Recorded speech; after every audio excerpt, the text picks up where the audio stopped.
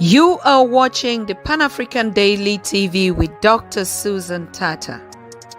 The Africa we want: unity, consciousness, our culture, our spirituality, our history. One Africa for Africans worldwide.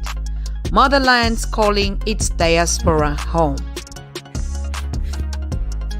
Join my voice. Join my team. Join my campaign. Campaign 21 hashtag 1 million subscribers on the Pan-African Daily TV YouTube. Be a volunteer. Apply now. Be the new Africa. So, good evening. Welcome, family, to the Pan-African Daily TV. Today, as you can see, our guest is already sitting here in the studio because we want to find out the situation in Sudan as we are carrying out the hashtag on, just sending that impulse out there to say, stop the war. Stop the war in Sudan is the hashtag that we've been talking about for the past 2 weeks. And if you're joining this conversation for the first time, please make sure you just click on the button right in front of your screen and share, because today, for the first time, we have a guest that is able to tell us the situation in Sudan. I mean, we've been following up the recent developments, and we know that thousands have been murdered, and every day, and as we're speaking right now, the people that are dying in Sudan on a daily basis. So what is going on in Sudan? We don't want to bring the facts from our own point of view. And as you all know, we never did the history that belongs to us. You know, we spend time through our educational system studying other world histories, European histories, and stuff like that. And for a certain time, we never even knew our own history. So a lot of people don't even know what Sudan is. They don't know where Sudan is located. They don't know what is happening up in Sudan until we do a post and people are like, what? Was there anything happening in Sudan? So that's how disconnected we are. And on the Pan-African Daily TV, we're building the unity for a united, strong Africa, for a strong, great Africa. And so it's very imperative that we all learn the history, not just because of the happenings on the continents, but also to know where is actually Sudan located. We also know that there's a South Sudan. What happened? There are a lot of Africans that don't have an idea what happened. Me too. If I wasn't sitting here to be holding these conversations, and through these conversations on the Pan-African Day TV, I get into research, everyday research. Can you imagine the knowledge that I know about Africa that I never knew growing up as a child until I'm a middle-aged woman right now, right? So I can also imagine that the young people, you need to be equipped about your great Africa. You cannot liberate Africa without even knowing the geographical space of Africa, without knowing which countries are there, where they're located. And now we're saying there's an uprising in Sudan. People are dying, just like in Uganda, just like in Ethiopia right now also, just like in Southern Cameroon that we're talking. But where is it located? I can guarantee you 60% of Africans don't even know the issues that are going on their continent. Where is it located? Because we never were taught that history. But if you ask about what is going on, football in Spain or in UK, Africans can tell you. They're even the ones that are betting online. They're the ones that are supplying facts and statistics. They know so much. If you tell them, if you ask an African child about America, and even the president of America is going to tell you upfront, but ask who is the president of Sudan, and why are they rioting? Nobody knows anything. Ask even the neighboring countries, their presidents or the leaders, or anything about them, or their food, or their culture, or how do they look like. We just know that we're Africans. We're just so, centered, focus centered in our own local region. Some even only in their tribes, right? And that's why we have the tribal wars as well. Some are just only interested in their tribe. And so if some other person speaks another dialect or a language that is not known, you're already a foreigner on the continent, even though you are neighbors, even though you are in the same geographical space. But somebody, because I don't understand him, becomes a stranger. And that's why language is very important for us. So today we want to know the history, the situation. How did Sudan get here? Now, what is South Sudan? What is Sudan itself? But what is currently happening now in Sudan? And in the studio with me, I have a Sudanese-born activist, And these are the kind of guests that we are hosting on the Pan African Daily TV. They're advocates, they're voice of the voiceless, they're activists, they're freedom fighters, they're Pan Africanists, with a broader agenda because of their activities, their engagement, right? In campaigns, in awareness, in advocacy, in activism. We're talking about practical things. They can give you really facts on the ground, facts that we can rely on. Of course, we would go not just with what they tell us, but the main idea is you heard something. At least you have an idea. But what is your own homework to do? Is to do a research for yourself. Because one of the reasons in Africa today that we know is we just feed on the things that they tell us. And so we are lazy somehow, not to find out the facts for ourselves. So, but what is the truth? You can't tell your story when you don't even own a story, right? So please, if you are joining this conversation today, we want to diagnose what is happening in Sudan and why are there so many killings. Want to hear it from a Sudanese born. So welcome to the show, Mr. Mutasin Ali, and thank you for joining us on this conversation. Good evening. Good evening, Dr. Susan. Thank you for having me and offering this wonderful platform to highlight the events in Sudan, but also to educate, ourselves, young Africans who might not have an idea, as you highlighted in your beautiful introduction. And I really think that this is a timely conversation, given the recent events in Sudan. And I am really excited and looking forward to have this conversation. And I hope this will be a fruitful conversation. Oh, yes, it's going to be. I just had a good feedback from one of our correspondents, also Dr. Tony Jaja, who is always, the spokesperson, and he's the peace ambassador for Horn of Africa, particularly Sudan. But he was telling me, Dr. Susan, you've been trying to reach out to me. You can't get me because there was a blackout in Sudan for the past 3 weeks. How authentic is this story? And why do we get suddenly into this situation? Over to you. Sure, absolutely. So first of all, just give a brief introduction to the recent events, and definitely we'll speak about the backgrounds of all these conflicts. I just want to begin with saying that I am not a historian or an anthropologist, but in any event, I am, really looking forward to share whatever information I have, and also to just primarily focus on the recent events and what people can do to Mhm, support going the struggle. As you mentioned, in Sudan there is in a blackout. It was for more than 3 weeks, and this was following the military takeover. A couple of weeks ago, it was particularly on October 25th, and mhm, as a result, they black out internet, and also they disrupted telephone services. And I think the main idea behind that was primarily to cover up on the human rights abuses that the military generals and the associated militias continue to commit against the Sudanese people for many years now. And just to walk back a little bit, just I want to give for those of the audience who do not have an idea about Sudan. It is very confusing because Sudan used to be a one country, but now it was divided to two countries. South Sudan now it's like a new state that got its independence from the northern part of Sudan in 2011 as a result of exercising their rights to self-determination. mhm. Geographically speaking, where is Sudan located? This is really a very important question, even though it seems very basic, but I think it is important to just put it out there. And I wish I have a map with me now to share with you, but in any event, I think I'll just sort of, visualize it for the audience. Uh, Mhm. Sudan is located in the east North Africa. Before the independence of South Sudan, it used to be neighbored by Kenya, Uganda, Central African Republic, Chad, and then Libya, Egypt, and then at the other side we have the Red Sea from the east northeastern part of it.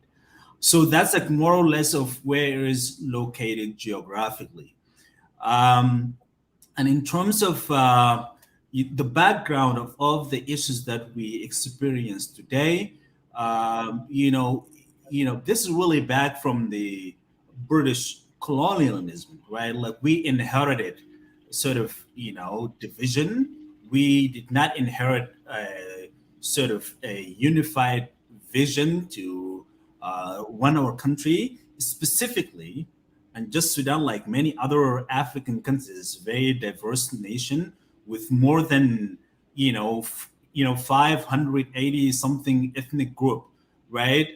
With more than 83 languages in this one country.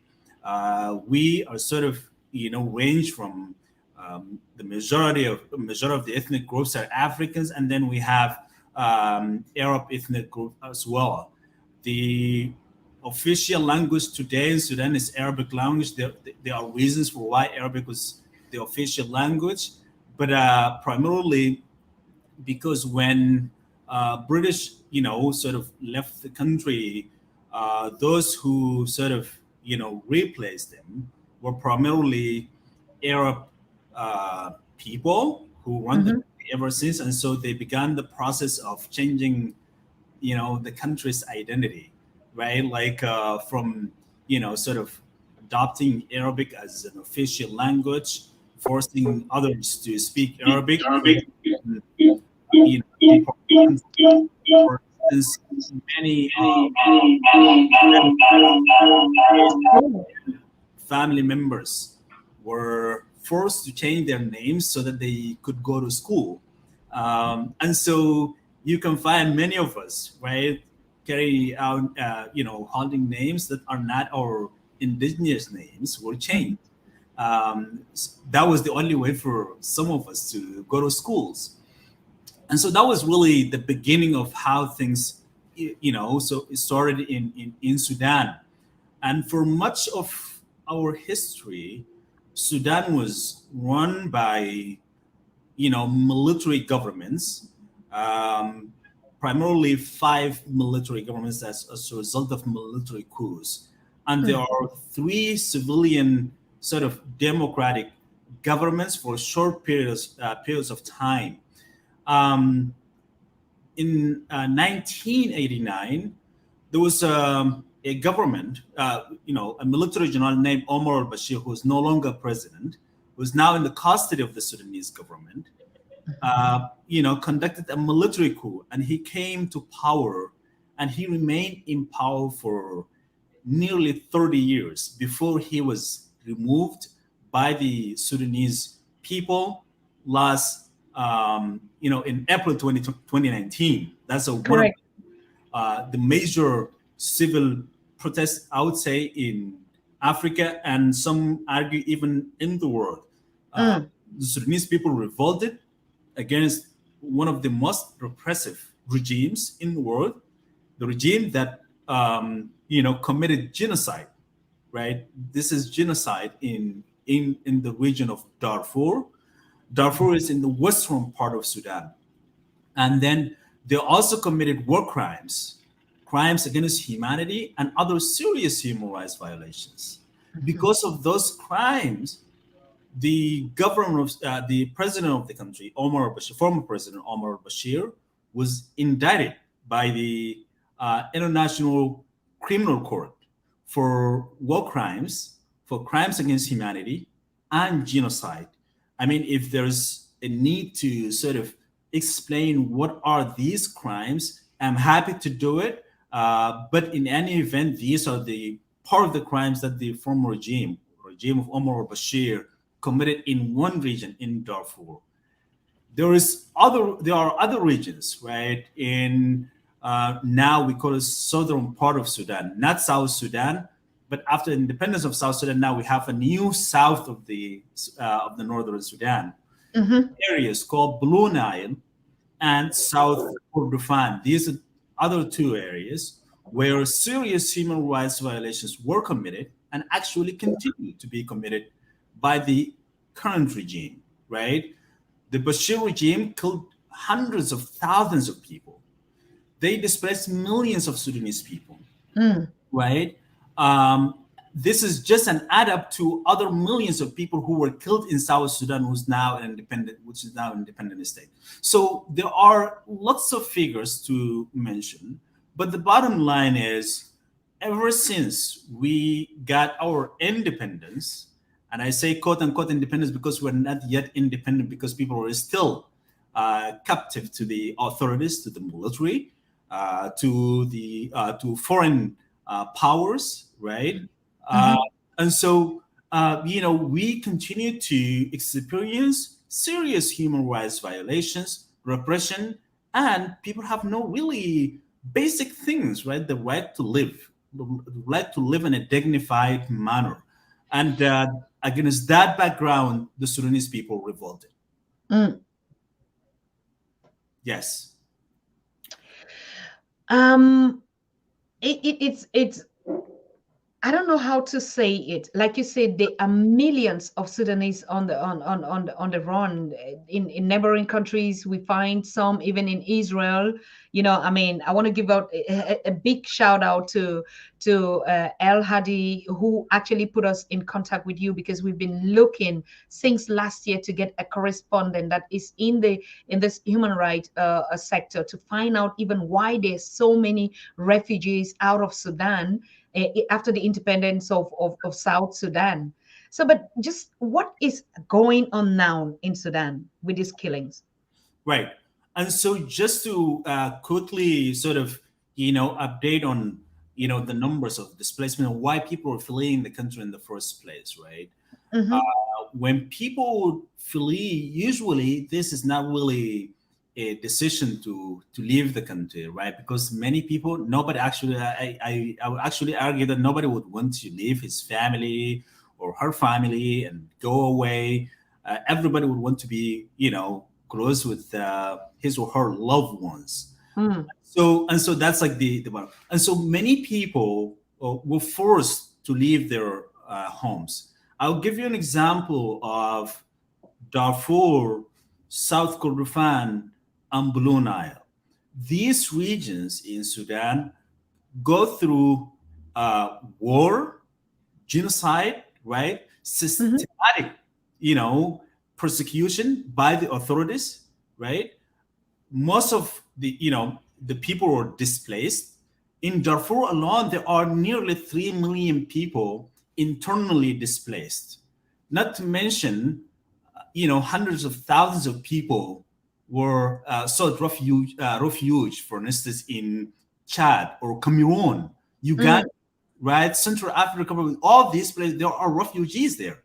And so why they sought, refuge or sought asylum in Israel or became internally displaced persons? Because their homes were completely destroyed to the ground. Nothing remains. So, for instance, there are like the displaced people in Darfur are in displaced persons camps for now 18 years. They live in tents because they have got no homes. And guess Mm. what? Who destroyed their homes? This is not a foreign forces invaded Sudan and sort of destroyed homes. This is not just a mere militia or group, a terrorist organization that is not, committed these crimes and destroyed people's homes. These are crimes orchestrated by the government that is supposed to protect the people of Sudan. These crimes are committed by the government, which is appalling to say. When you speak about how many people were displaced and how many people were killed, one would say, hey, who came from outside to kill these people, right? The protection of people is a responsibility. The protection of the people is responsibility of the government. And the government is, in fact, in Sudan. The government in Sudan is the one practicing all of these heinous human rights violations, right? Killing people. This is the Sudanese government. And so that's really the most unfortunate part of it. Where does it stand today?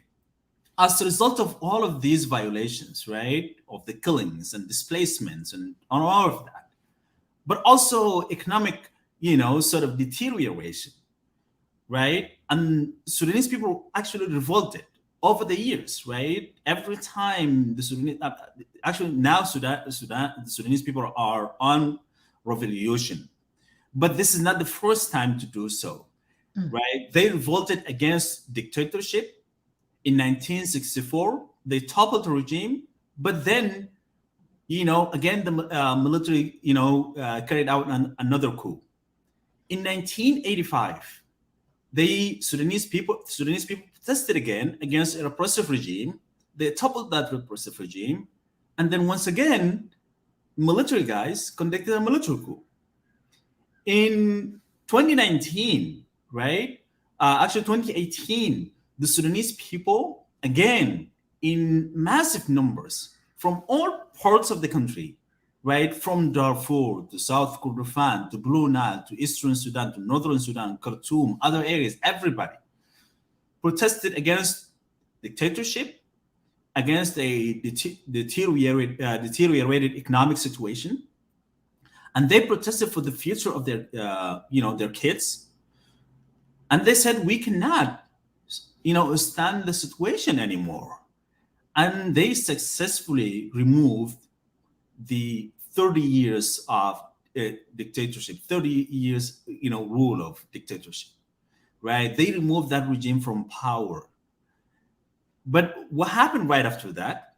What happened was, some politicians, right, negotiated a deal with military guys to run the country for transitional period. They defined the transitional period to be 39 months. That started from August 17th, 2019. And as part of the agreement, they agreed that military will lead the first part, which is 21st months, and then the civilian leaders will lead the second part. So it's sort of really a compromise between, some of the civilian leaders who allegedly represent the people, and the military on the other hand.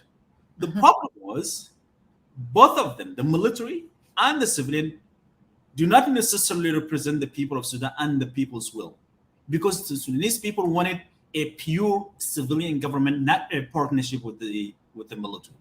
Why is that? Because the military guys have contributed, actually, or participated in crimes that I highlighted in the beginning of my introduction: genocide, war crimes, crimes against humanity, right? In all parts of Sudan, not only in Darfur, but in other areas. And so with a person like that, how can you share power? Those guys, instead of being rewarded and share power with them, they should be held accountable.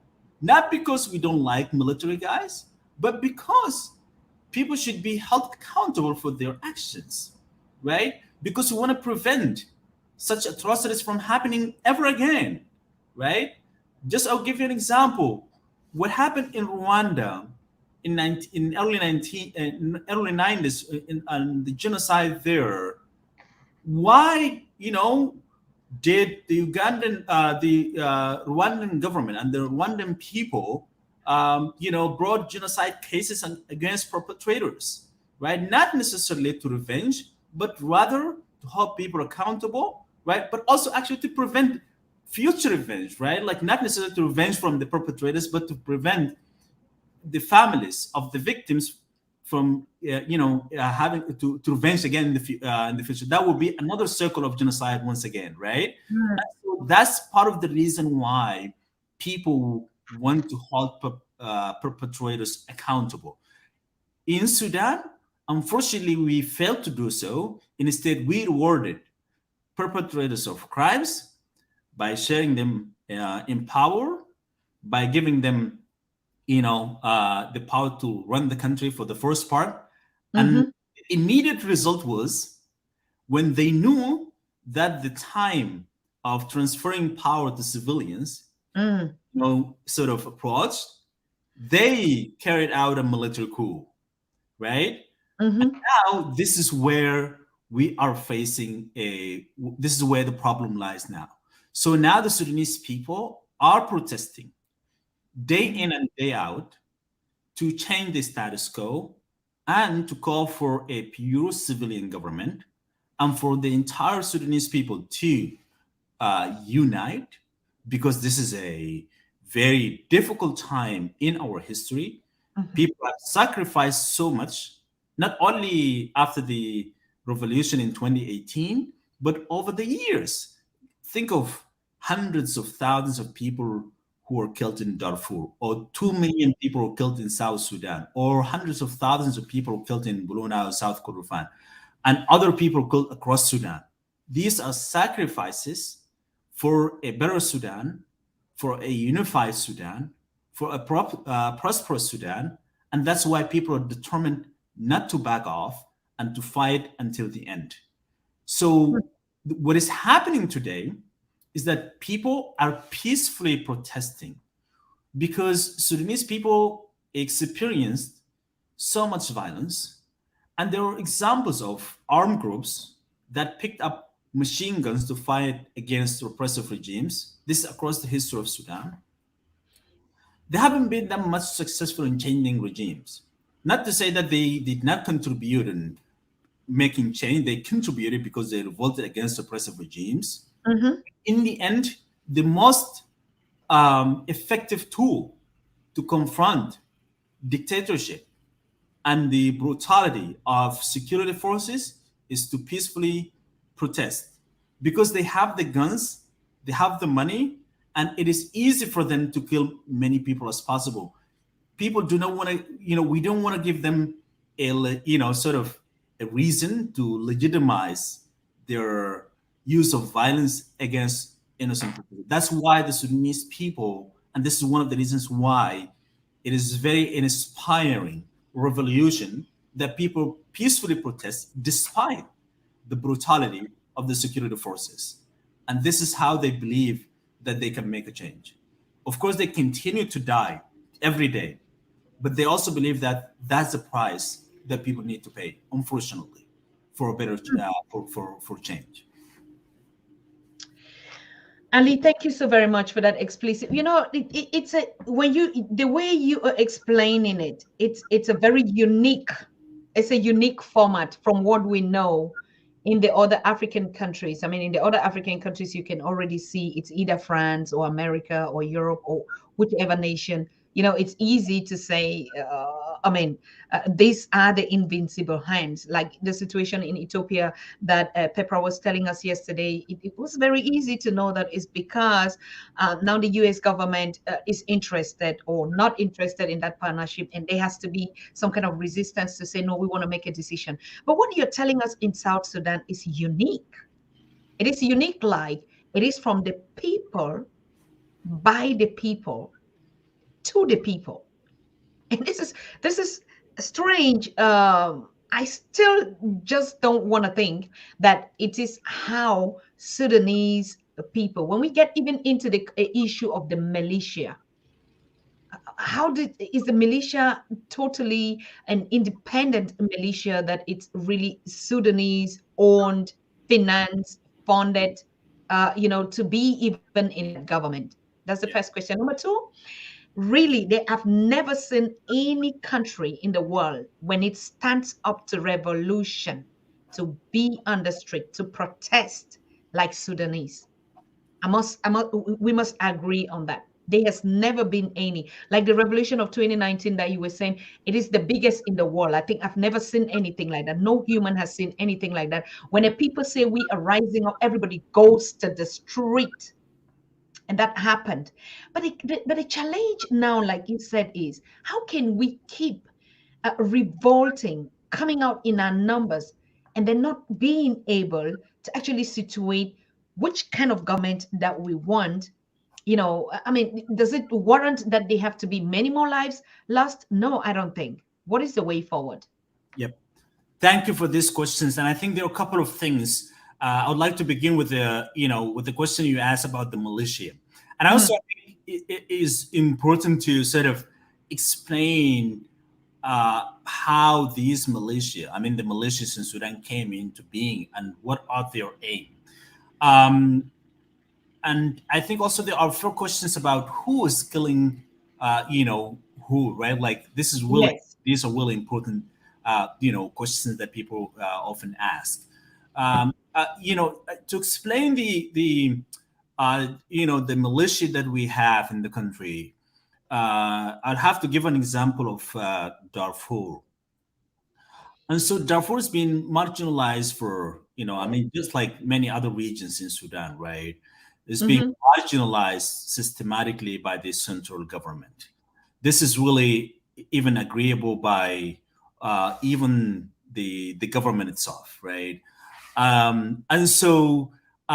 Particularly in 2012, and as part of the historical marginalization and also systemic persecution against people in Darfur and South Sudan before it became an independent state.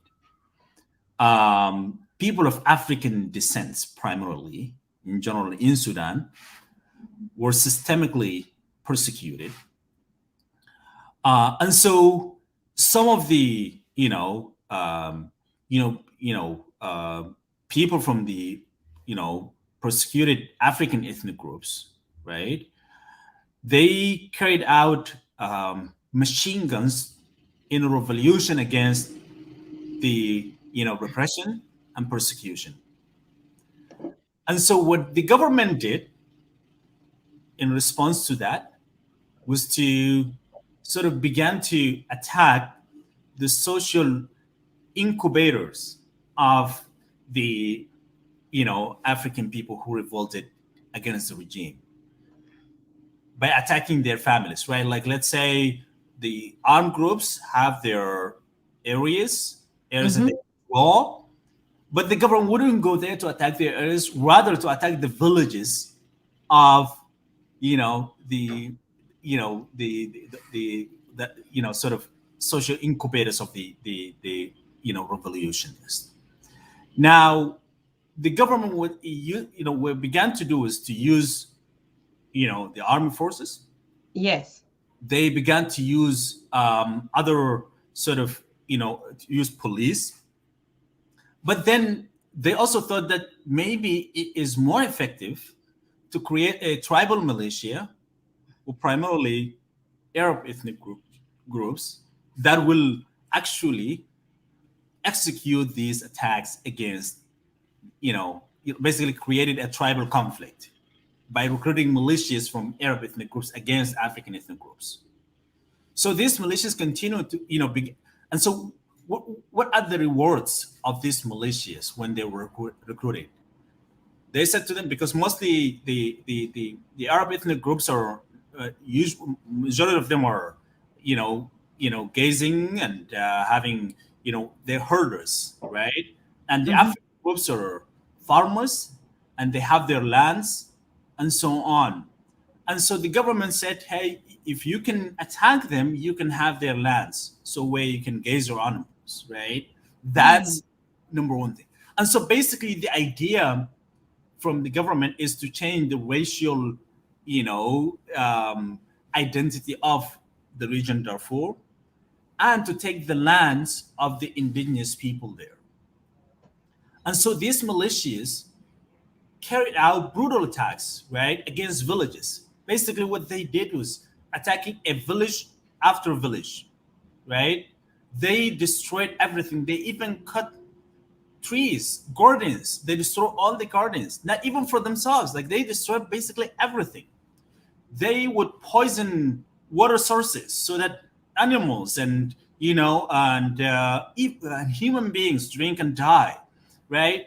And this is like what they did. And then they're supported by the Sudanese air forces. Like, when they attack a village, they loot everything, they burn villages, and then the Sudanese army force, air forces would destroy the entire village and nothing remains. So that's part of the reason why you see millions of people are displaced and there are no homes at all because totally wiped out. This militia is called Militia Janjaweed. They are funded by the government. They continue to be funded by the government until today. And now they became very powerful because they sort of created their own economic institutions. They invest now in mining, right? They invest in mining. They control like sort of many mining areas, and they have mining companies, and they export their gold to foreign countries, specifically to mention the United Arab Emirates, right? And so this is how they began to empower themselves, and now they are really very powerful. They are the right hand of the government. The commander of the militia is now the deputy of the Sovereign Council, which is the governing council in Sudan today after the coup, right? And so basically, think of the militia that got to the highest level in the country. So they have this political, sort of shield to protect them from any threat that might face. Now they can even threat the government because they're very powerful. If, for instance, the government refuses to sort of, achieve some of the, or, respond to some of their demands, they can easily, right, take over the government. And so the government now is, very careful, working with them. It became even a burden to the government right now, the government that created them. And so this is the situation where we are at now. So for instance, even if in Sudan today we will successfully, I mean, of course, I believe that this will happen, that will successfully change end the military rule in Sudan, because the will of the people is much stronger than the powers and the weapons and the money of, all the military and the foreign powers, right? But in the end, these militias will, we're gonna face a serious problem. How are we gonna dismantle this militia? That's like a bigger question that the Sudanese people will have to face, right? So that's in terms of the militia. One thing that I have to say is that of course, in the other African context, a lot of people, speak about foreign powers and all of that involved, and sort of inciting conflicts, tribal conflicts, and they would like to control more African resources. That's also true in the case of Sudan, right? It is just that now I think Sudanese people more of saying, hey, there are foreign involvements in this, which it could be. I mean, you cannot deny that because we live in a very brutal world, right? People care more about their interests. They do everything they can, right, to achieve their interests, to gain more money, right, to gain more power. But in any event, what are our responsibilities as Sudanese people, right? Sudanese people, we failed, right, to come together. We failed to address our issues as Sudanese people. And so for that reason, we blame more ourselves than foreign powers. And we also believe that, if we can change the internal dynamics, right, and that's leave the country, we will be able to deal with foreign engagements. That would never be denied. And so, yes, in Sudan is slightly different because most of our issues are primarily from within the Sudanese people, right? The war in Darfur, war in South Kordofan, the war in Blue Nile, these are basically war committed by the government of Sudan, not by any foreign power, against Sudanese people, innocent civilians, right? And for that reason, we are directing our fight and struggle towards Sudanese people. In terms of, how can we, contain this? Like, how are we supposed to move forward? I think this is really a very difficult question, and there's really no easy answer, right? Because in the end, Sudanese people already sort of determined their enemy, right? and they started this fight. And the de facto authorities in Sudan today, continue to hunt people down, right? Just on on November 17th, after massive protest, right, and the internet blackout, at least 17 people, 15 people reported, killed, right, from the upper level, from chest and head up. This by the security forces, right? This is not, sort of a way to just put off a protest and disperse protest. They're basically targeting areas where can no person would survive, right? Like shooting a person in the head or chest or neck, basically you intend to kill. And so Sudanese people already know this. They continue to be hunted down by the authorities, but they're not backing up. So they determined to continue this fight to pave a way for the next generation. Sudanese people have suffered so much over the years, right, to build their country.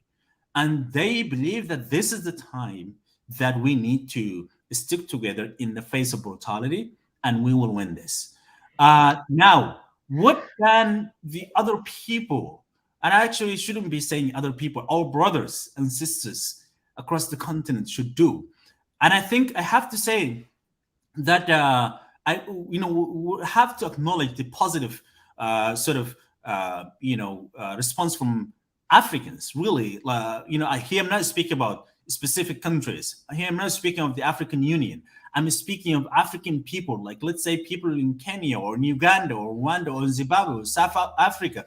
There are a lot of people, Ethiopia, a lot of people responded to Sudanese revolution. And I think this is the kind of engagement that people want to see.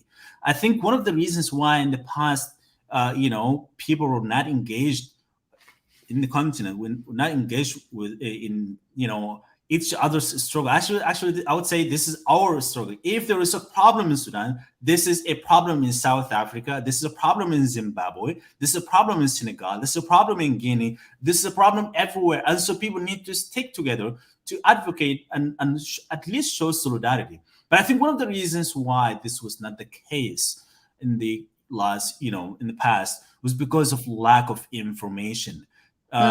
Luckily today, we live in a not necessarily always a good thing, but in an era of technology, where it's easy to basically access information. You go to Facebook and you can easily see what is happening in Sudan. You go to Twitter and you see the trend, right? Like what is happening in Sudan, what is happening in South Africa, what is happening in Malawi, right? So there's like easy access to information, even though authorities in respective countries, like for instance in Sudan, shut down internet, still there is a way for people to access information. And that's why we see solidarity from the African people. Of course, this is has to be leveled up. I do not intend to blame, because there are a lot of people in remote areas. There are a lot of people in other countries also in Africa. They struggle with other issues, right? Like with their, let's say, for instance, in Nigeria, right? Like I was following the protests in Nigeria and how the brutal forces in Nigeria killing innocent civilians and committing serious human rights violations and all of that, and actually sponsored by the government, right? That's like people concerned about that. And so basically they may not have time to look at what is happening in Sudan. But I think what is needed is for people to stay engaged and to be to be willing to learn more about others. I think today is easy to access information, and I think that's like an advantage. Now at the political level, unfortunately I did not see major responses from governments, except from Ethiopia. Ethiopian government sort of sided with the Sudanese government, but Ethiopia itself right now, which is ironic, the government sided with the Sudanese people, but the government itself is committing atrocities against the people, the Tigrayans in the northern Ethiopia, against many other Ethiopian people, right? Like, and so this is what is happening. But in any event, as political position, I think the Ethiopian government sided with the people of Sudan. As to our regional organization, the African Union, they suspended Sudan's membership to the African Union.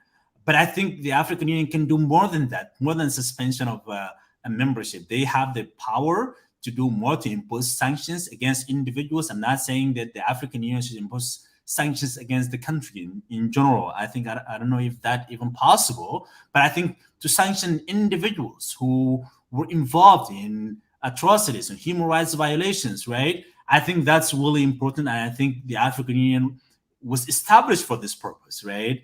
African Union was established for the unification, of the continent, and to fight colonialism, and to begin building the continent, for development of the continent. And I think this is part of it, right? To support the struggle of the people, the desire for people for democracy, because democracy in Sudan is democracy. It will open a gate for democracies in other African countries. That's why the Sudanese People's Revolution is so inspiring. A lot of people across Africa and actually across the world see people's struggle and the manner in which people confront the brutality of the authorities, right? And it is inspiring. And so people beginning the trend of revolting against repressive regimes in a peaceful way. I mean, of course, some people might question that peaceful way may not change situations, especially when you have very repressive regime, especially when you have brutal regime that continues to kill people day in and day out. But still, I think it is very effective tool if the Sudanese people can remove Bashir, who's been in power for 30 years. Bashir is the most brutal person that Africa has ever experienced, killing 2 million people in South Sudan, over 300,000 people in Darfur, nearly 200,000 people in South Kordofan, right? Like in total, nearly 300 million people were killed, right? Like directly by the government's action, not to mention people died as a result of, poverty and dire economic situation and malnutrition and stuff like that, right? These are like huge. And so if Sudanese people can remove such a regime from power in a peaceful way, why can't other African countries can do the same? And I believe that they can do the same.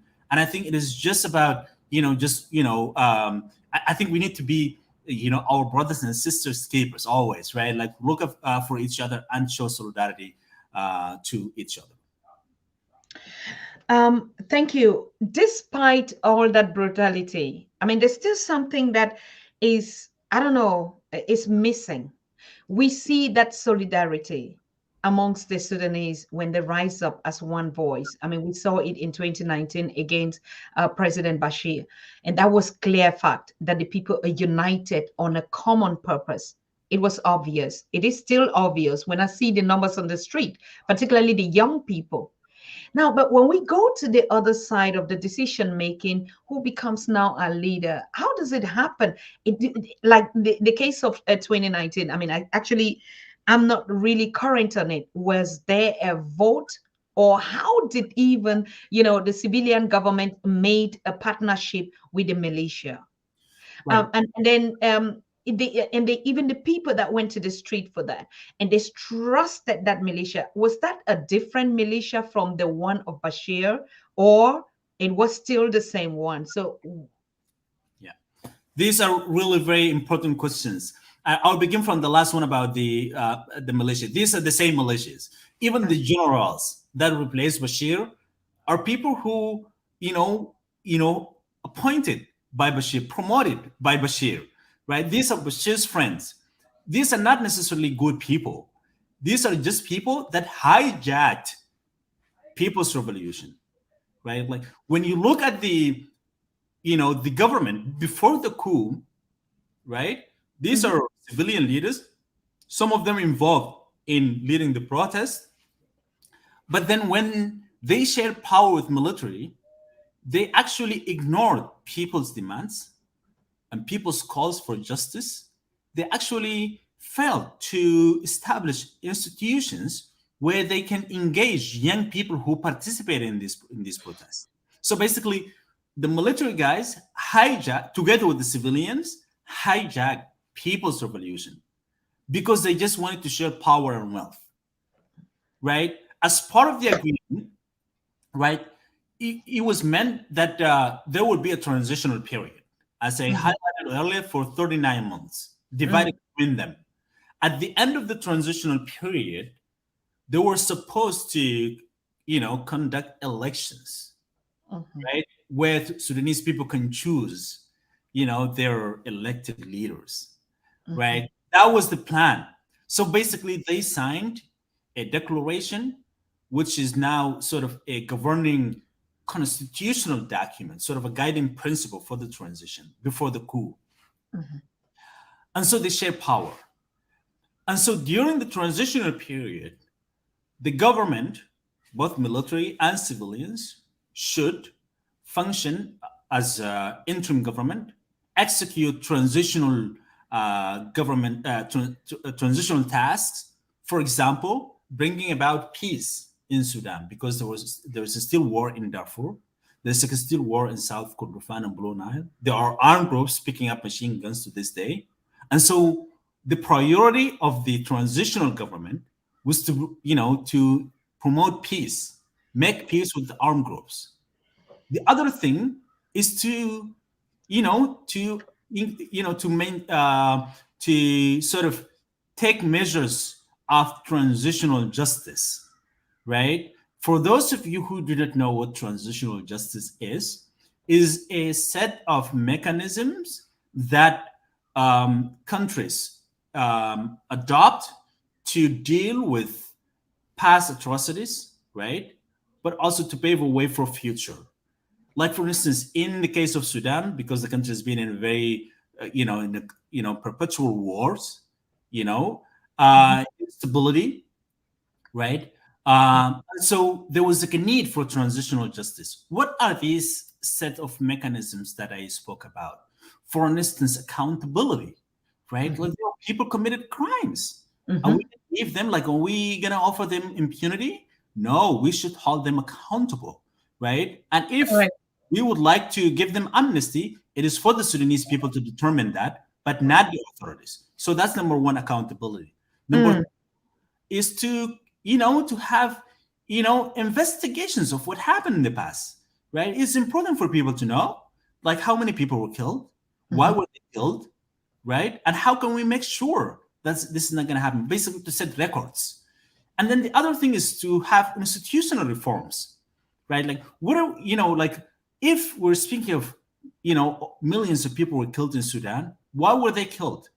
Was it a problem of law? Was it a problem? Was the army, the army was was it a problem? Do we need to reform some of the things?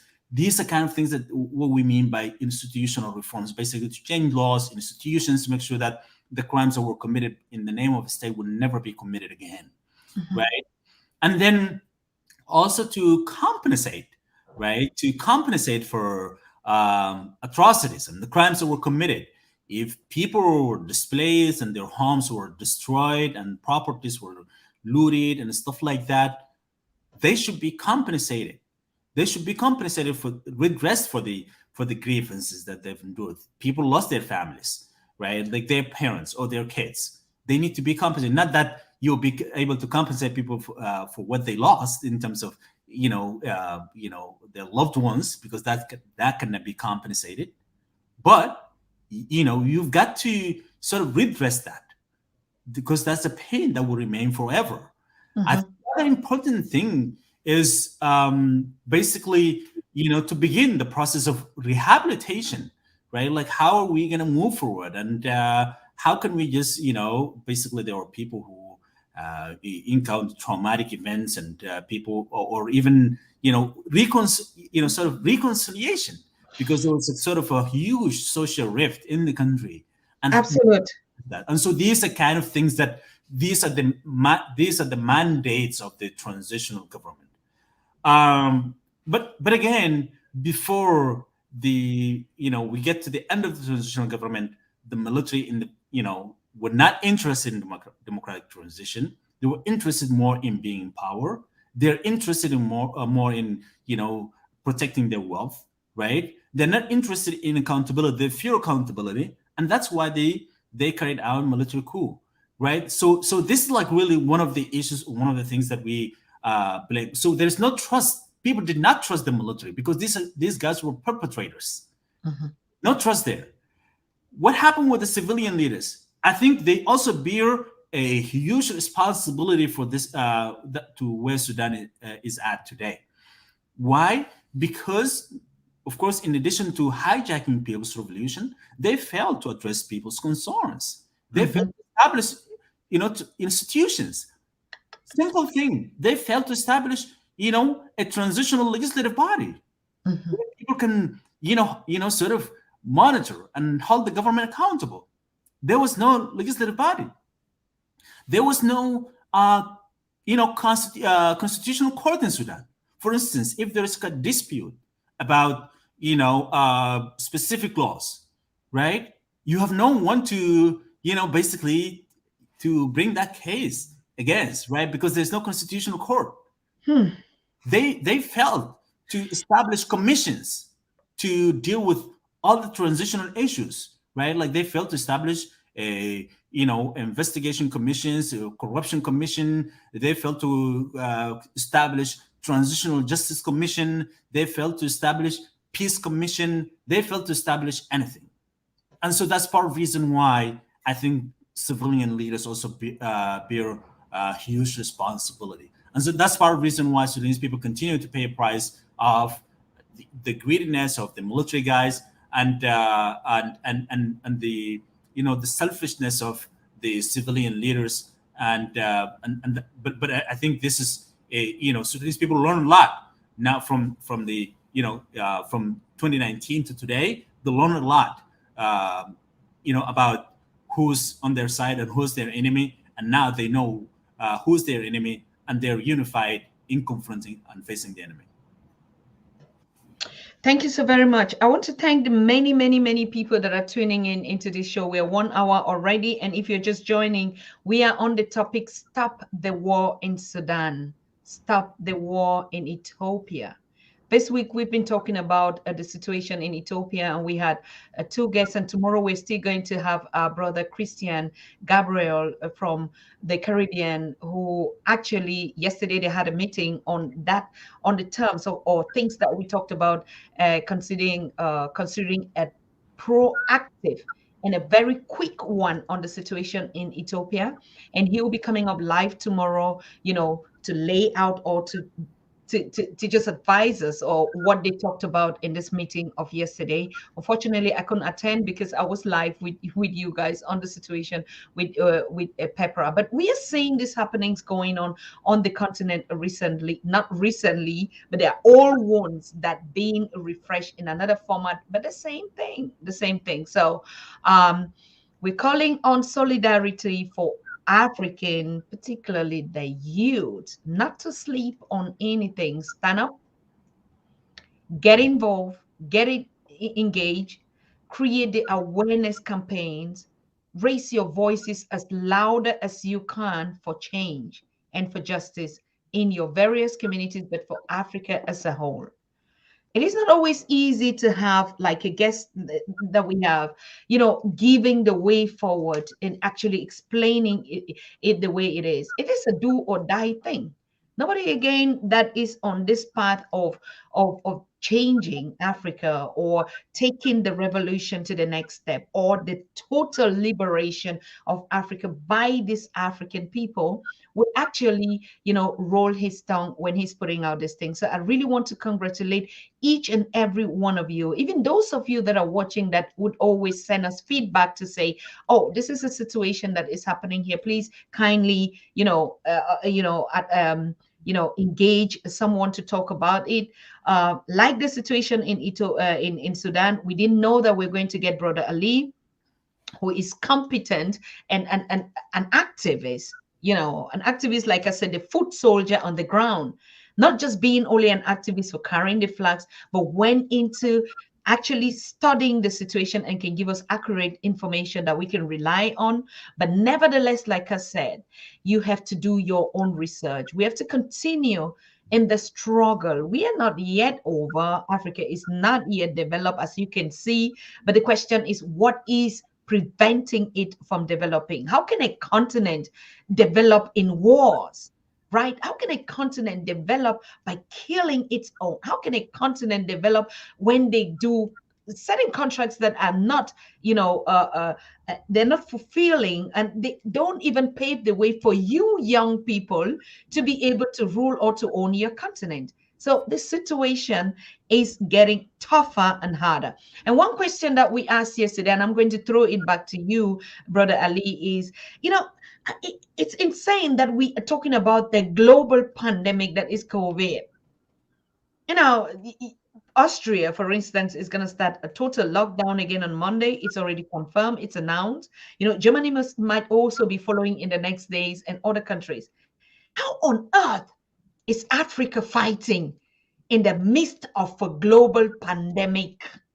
I mean, in a pandemic that we're hearing the horrible number of death already. How can somebody be fighting, still going on and carrying on as if there's nothing happening? How contradictory is this? Very, very, very interesting question. Uh, Dr. Susan, I think, you just shared with me the news of, Austria's locking down and all of that. And, in the face of, to confront the, global pandemic. And unfortunately, in Africa, our pandemic is the greed and the leaderships, right? Like basically, that's the issue we're facing. In Africa today, or at least in Sudan, people don't even think of COVID-19 right now, right? That's like really not even something that you can think about, which is ironic. This is like a serious issue everybody in the world is dealing with. Unfortunately, in Africa, we are, sort of dealing with the pandemic of having brutal regimes. But we have, militiamen who are targeting civilians, and that's what we're facing. And I think that's really the major issue. One thing that you actually mentioned, that like how the continent got to this point, how are we fighting each other and killing each other? Why is this? And I think I'm thinking about it. Why people are just killing? Like why governments kill their own people, right? Like they supposed to serve people. Why are they killing people? Honestly, I don't think there is any justification for the killing. Like how on earth you can justify killing hundreds of thousands of people? How can you justify killing peaceful protesters? People are just on their, like they're not carrying anything, right? They're just protesting, walking down the streets. This is like a basic thing to exercise their duty as, as citizens, right? As engaging citizen. I think this is the part of the thing that you need to do as a citizen, to protest, right? But they're being killed only because they walk down the street and saying, "Hey, we need freedom, we need justice, we need peace," stuff like that. And so there's no justification to the killing anywhere. But if I may say that the military guys, at least in Sudan, why are they killing people, even though cannot be justified? I think they're one main thing. They just want to remain in power forever because they fear accountability. The minute they lose power, they can be held accountable for their crimes. They actually will be held accountable for their crimes.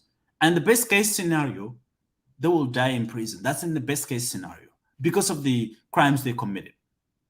This is number one. They want to remain in power. Number two, they would like to protect their wealth. Not necessarily they want to make more money, because they already created their empires. They have a lot of money, right? Like they got a lot of money. And here we have to highlight some of the foreign companies that aid and abet them to use foreign currencies to sell their basically to make the trades, right?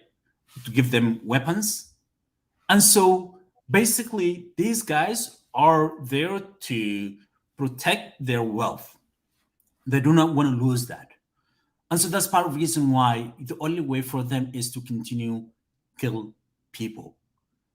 They know that their fate in the end, they will be held accountable unless they commit suicide and they kill themselves. But they will be held So accountable. I'm sorry to interrupt you. It's insane.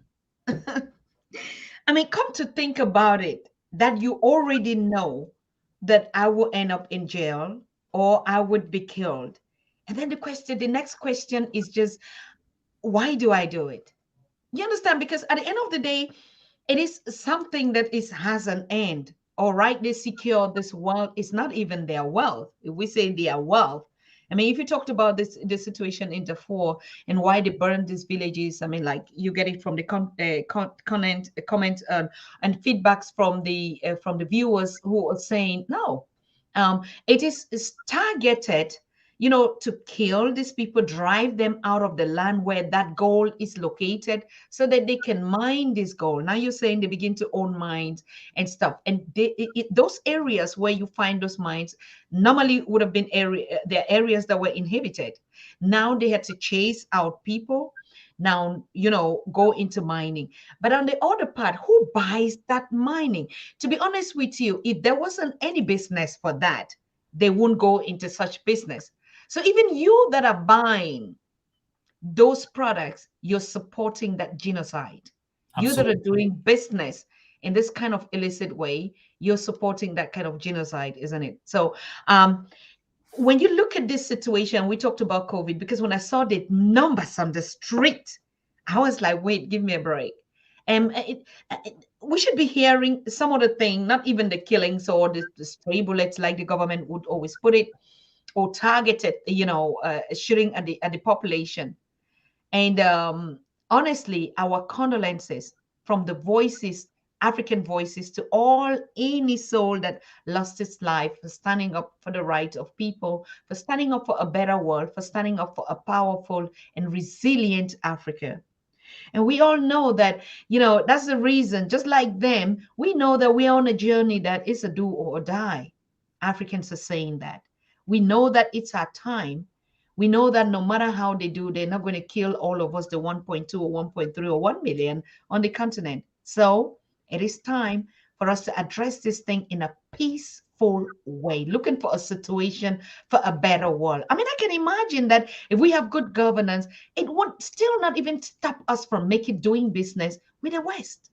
But it's just going to be on a negotiation that is fair, that we have good roads, infrastructures, education systems that are determined the way we want to live our life, the way we want to study, how we want to act on this. But then, of course, business as usual. So, what would happen? What do you see happening in the next days in Sudan? Do you see a kind of a Bashir scenario that would happen? The people are not ready to give up, like you clearly stated it. The militia is also in a resistance. So, Right. what are we anticipating, or what should we hope for? The situation in Sudan today, it is a very tough for many reasons. Number one, we have we have the military institution where you have the army, police, and the security forces, intelligence services, and then you have the militias. They're somehow sort of semi-independent institution, but it's still part of the military institution in Sudan. These forces are not necessarily, disciplined and unified forces. They're very fragmented. That's like an issue. So basically, Sudan is like an explosive situation. Now, in addition to these groups, we have other forces that used to be armed groups carrying out machine guns against the regime. And after removing the Bashir from power, the government of Sudan signed a peace agreement with some of the forces in Darfur and the two areas, South Kordofan and Blue Nile. These guys are with their forces as well, separate forces.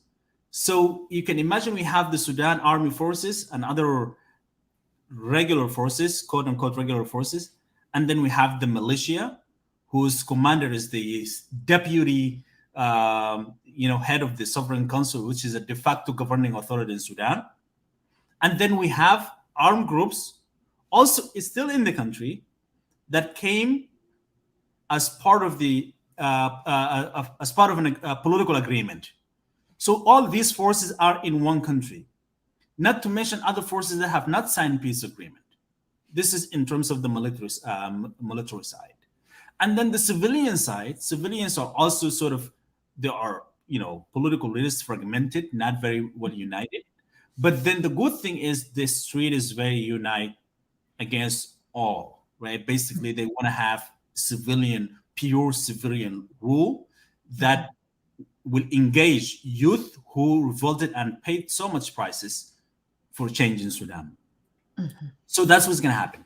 Now, I think my anticipation to the next couple of days, people will continue to organize protests, call for million marches, right, in Sudan, but also across the world, right? People will continue to protest, calling for democracy and for restoration of power to civilians, and that the military guys who perpetrated crimes in Sudan, not only during the protests, but across Sudan, these guys involved in crimes, right? Before the revolution, like for instance, General Al Burhan, who's now the head of the Sovereign Council, again, the de facto authorities in Sudan, right? Mm-hmm. Burhan engaged in recruiting militias in Darfur, Mm-hmm. right? He armed the militias. He gave them the money, right? That's the same person who's leading the country today. That person needs to be, indicted, need to be prosecuted for the crimes that he committed. And the same for the members of his sovereign councils. There are, well established cases against these individuals. Now the people will continue to protest, right, to remove them from power and to begin the process of democratic transition in Sudan. This is not going to be an easy process. This is a struggle, right? This is not sort of, a paved way where you can easily walk. No, it's very bumpy, it's difficult, right? Many people will continue to be killed. Abuses will continue, right? But in the end, because people are determined and committed to make a change and not to walk back, Sudanese people will realize their goal. This is again a difficult thing. And unfortunately, the international community will continue to watch crimes. The African Union will continue to watch crimes in Sudan.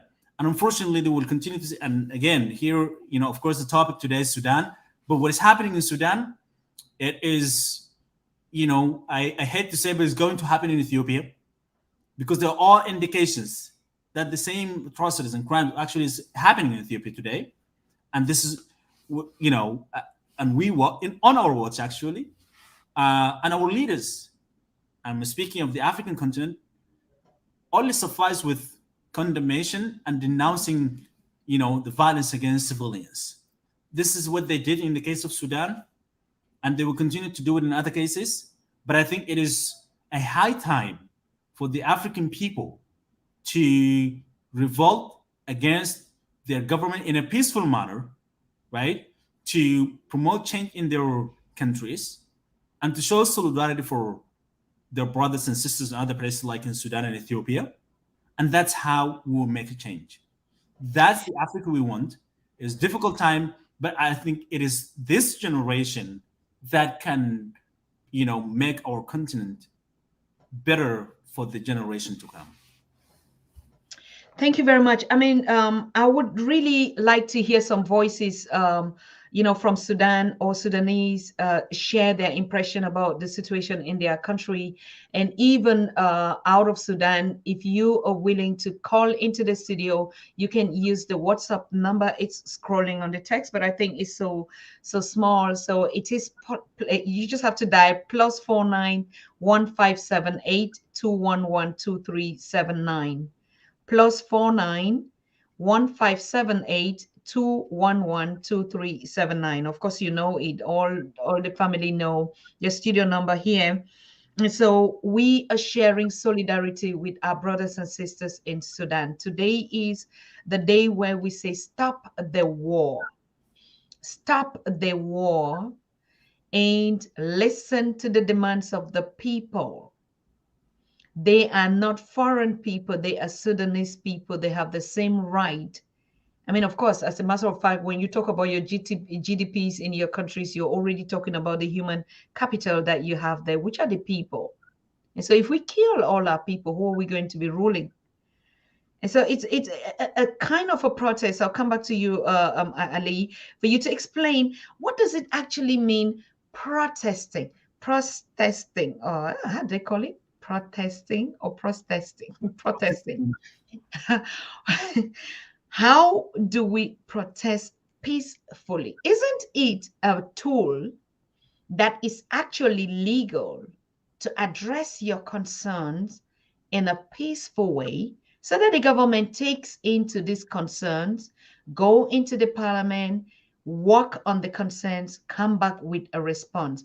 Was protest even a manner in which when people rise up and then you have to come and, kill them legally? How is that status? Absolutely. So this is a very good question to, I think it's important to highlight it in a greater depth for the audience. When we say protest, it's basically people are fulfilling their right to express their concerns, their views, right? And here we're speaking of peaceful protest. For instance, if you have a concern about government's behavior, then you protest. That's how we maintain the system of check and balance, right? Like, if how are we supposed to hold a government accountable? By us speaking about the problems, about the issues that the government should address. That's a protest.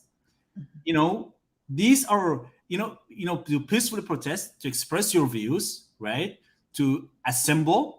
These are rights guaranteed in all, not only international norms, but even in all our faiths, to speak about, to assemble, to gather, right? Like, to speak about the issues. These are things that are guaranteed in all the norms, right? In all our traditions.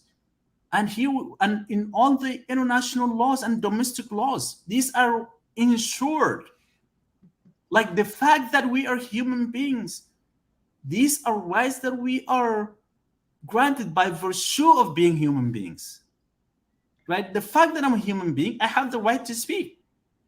I have the right to gather, right?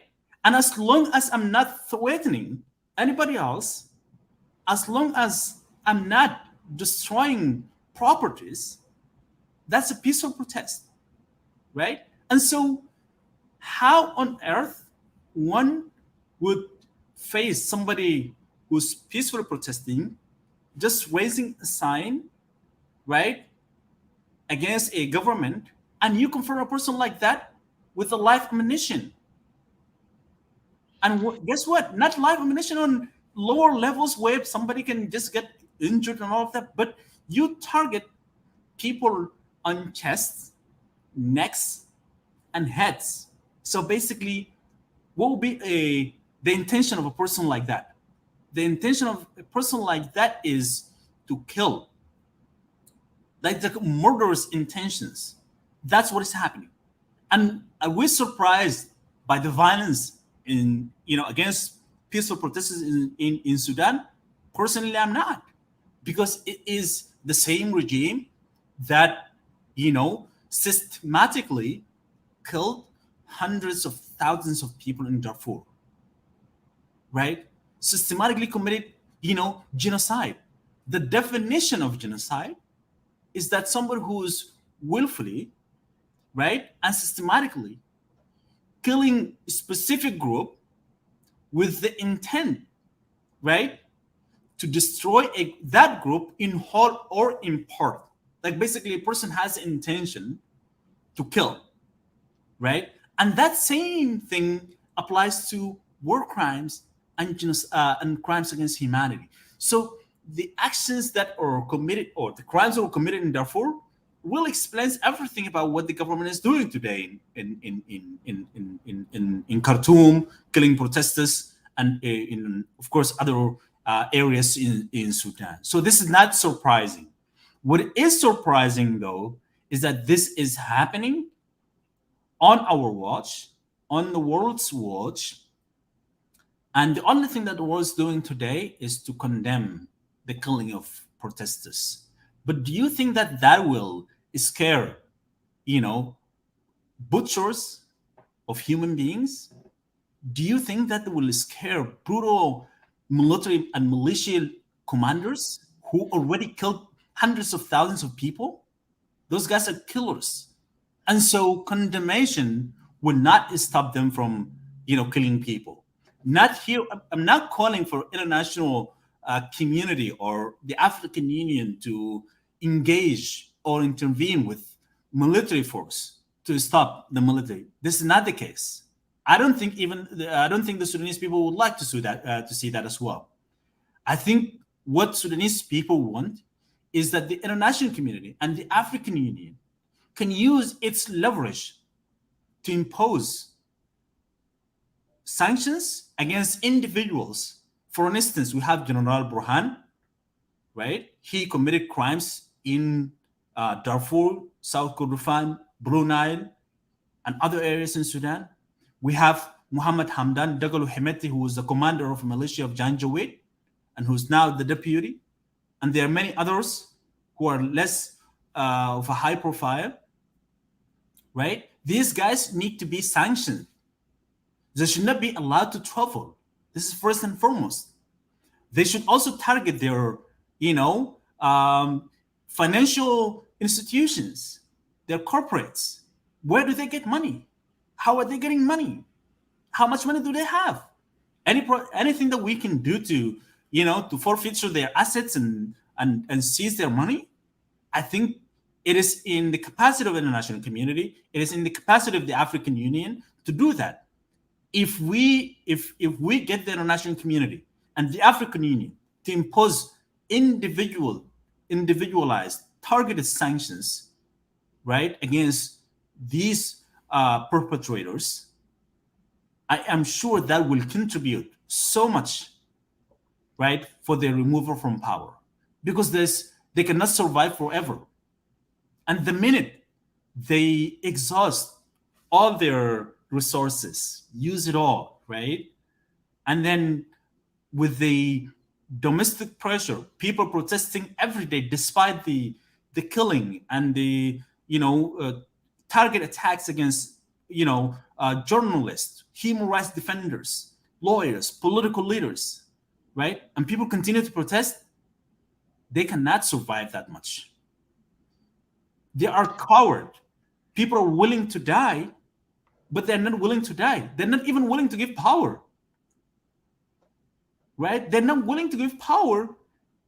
I'm sure they're not willing to die. So they're coward. Whereas you have young protesters at 16 years old, 13 years old, walk down the streets, protest, and they're willing to die because they have nothing to lose, because this is the country that they love. And they've seen so much, and they don't want to see their next generation face the same situation that they face now. And so against that, the militarists will not survive.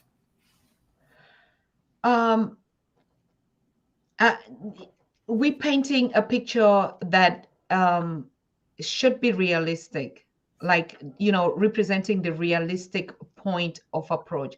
Let me just ask another question in another direction, but it's all about, us looking at the perspectives. Now, the military has been, even in this 39 months that you said they had to share with the civilians. So the fact that they abused that handover when they had to give to the civilian was already, a sign of they would not respect that decision, even if they were in power. During the 17 months, is it 17 months that they had? How was the situation? How did they handle things? How was the population? Was it okay during that 17 months? Unfortunately, since the power sharing, the process of running the country together jointly between civilians and military leaders, it wasn't easy. There were always those conflicts, right? None is happy about the other, and they continue to fight. Um, there are internal tensions among the military part. You have the army, you have the militias. They have their internal conflicts, right? Mhm. And then on one hand, and then on the other hand, you have civilians among themselves. They are also sort of in divide, and the two of them, the military and civilians, also they have issues and differences. They cannot sort it out. And now the Sudanese people are left behind, that they're not even considered by either the army or the civilians, right? And so the where we are, what we're experiencing today is as a result of the greed and the selfishness of both military and civilian leaders. Now, I'm not saying that they share equal responsibility. No, I think the military are not trustworthy. These military leaders are perpetrators of international crimes. We're speaking of atrocities. People like this are not trustworthy. People like this you cannot share power with. This is one of the things that Sudanese people from the very beginning, I'm not saying all the people, but at least some of the people already indicated that sharing power with individuals who participated in atrocities across Sudan should not share power. Here, I'm not calling, I mean, to be realistic. Previously, we spoke about being realistic, how, because in the end, I also believe that the military is still, basically, they would have to play a role, right? Because it's just difficult to all of a sudden say, we don't want to see any military in government, right? Because it is for their own safety, because in the end, when they end a regime, right? Basically, they will remove a regime by basically a coup, and now the new regime will have to negotiate a deal with the civilians, and so you cannot expect somebody like that carrying out a coup to easily hand over power to civilians, right? But the agreement that was structured, it was flawed from the very beginning. It gives so much power to the military. This is number one. And number two, I think being realistic, the civilians can negotiate handing power to civilians, right? Can negotiate with the military to hand power to civilians, but that negotiation should be carried out with those in the military who have not participated in crimes against Sudanese people. Because they are generals, right? They are good guys in the army. There's some of them, not many. Some of them are good guys. They have not participated in wars. Those people need to lead the negotiations with the civilians. Now, it is difficult to build that trust given the history of conflicts in Sudan, right? Think about this. Since the independence of Sudan, we have engaged in perpetual war in South Sudan, where nearly 2 million people were killed by the same military, regardless whether they are good people in the military or not. This is the military institution, right? We have people, hundreds of thousands of people were killed in Blue Nile and South Kordofan. We have thousands of people were killed in Eastern Sudan. We have hundreds of thousands of people were killed in Darfur. We have many people were killed or detained by the intelligence services and killed, right, in ghost houses, right? How can you build a trust so that, to ask Sudanese people to negotiate a power with individuals like that? This is really a difficult question. I do not have an answer to that, right? It's really difficult because on one hand, being realistic, I can't conceptualize all of a sudden to see the military guys disappear from a political scene. I don't know if that's possible in the first place, but at the same time, how are we going to build trust with this institution that involved in killing people, involved in displacing people, and nobody actually even trusts the military institution anymore, has no respect anymore because of the crimes that they committed.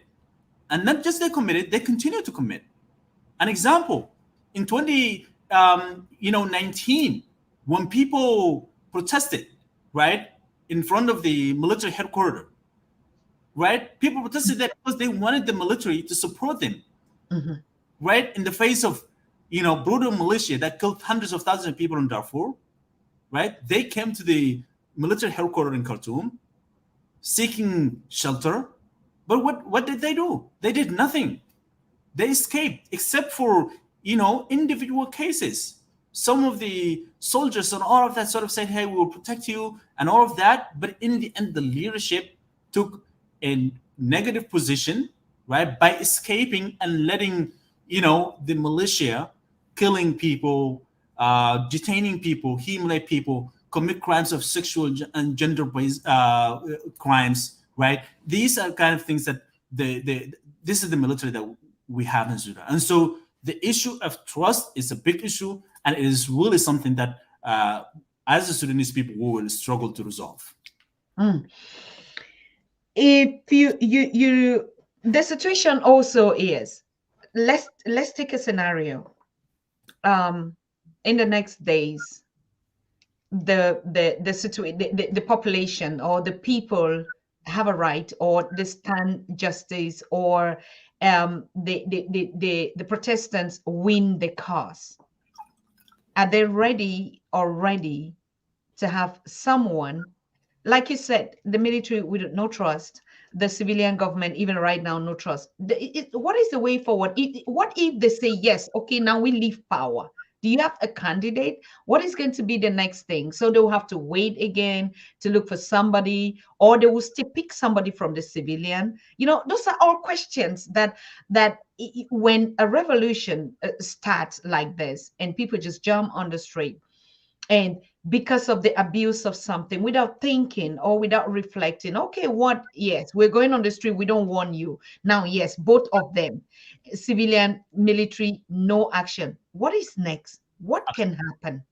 This is a very important question, because for many time, most of the time, and actually this question was asked before the removing Bashir from power. Okay, so what if Bashir all of a sudden disappeared? Who will run the country, right? That was our Mhm. always question, and I think it's a fair question to ask.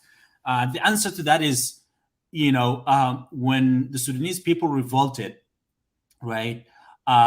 They knew what they were revolting for, and they are, each one of the protesters, right, are, is competent more than the current authorities, right? Think about this: the deputy of the sovereign council, who was the commander of a militia, right?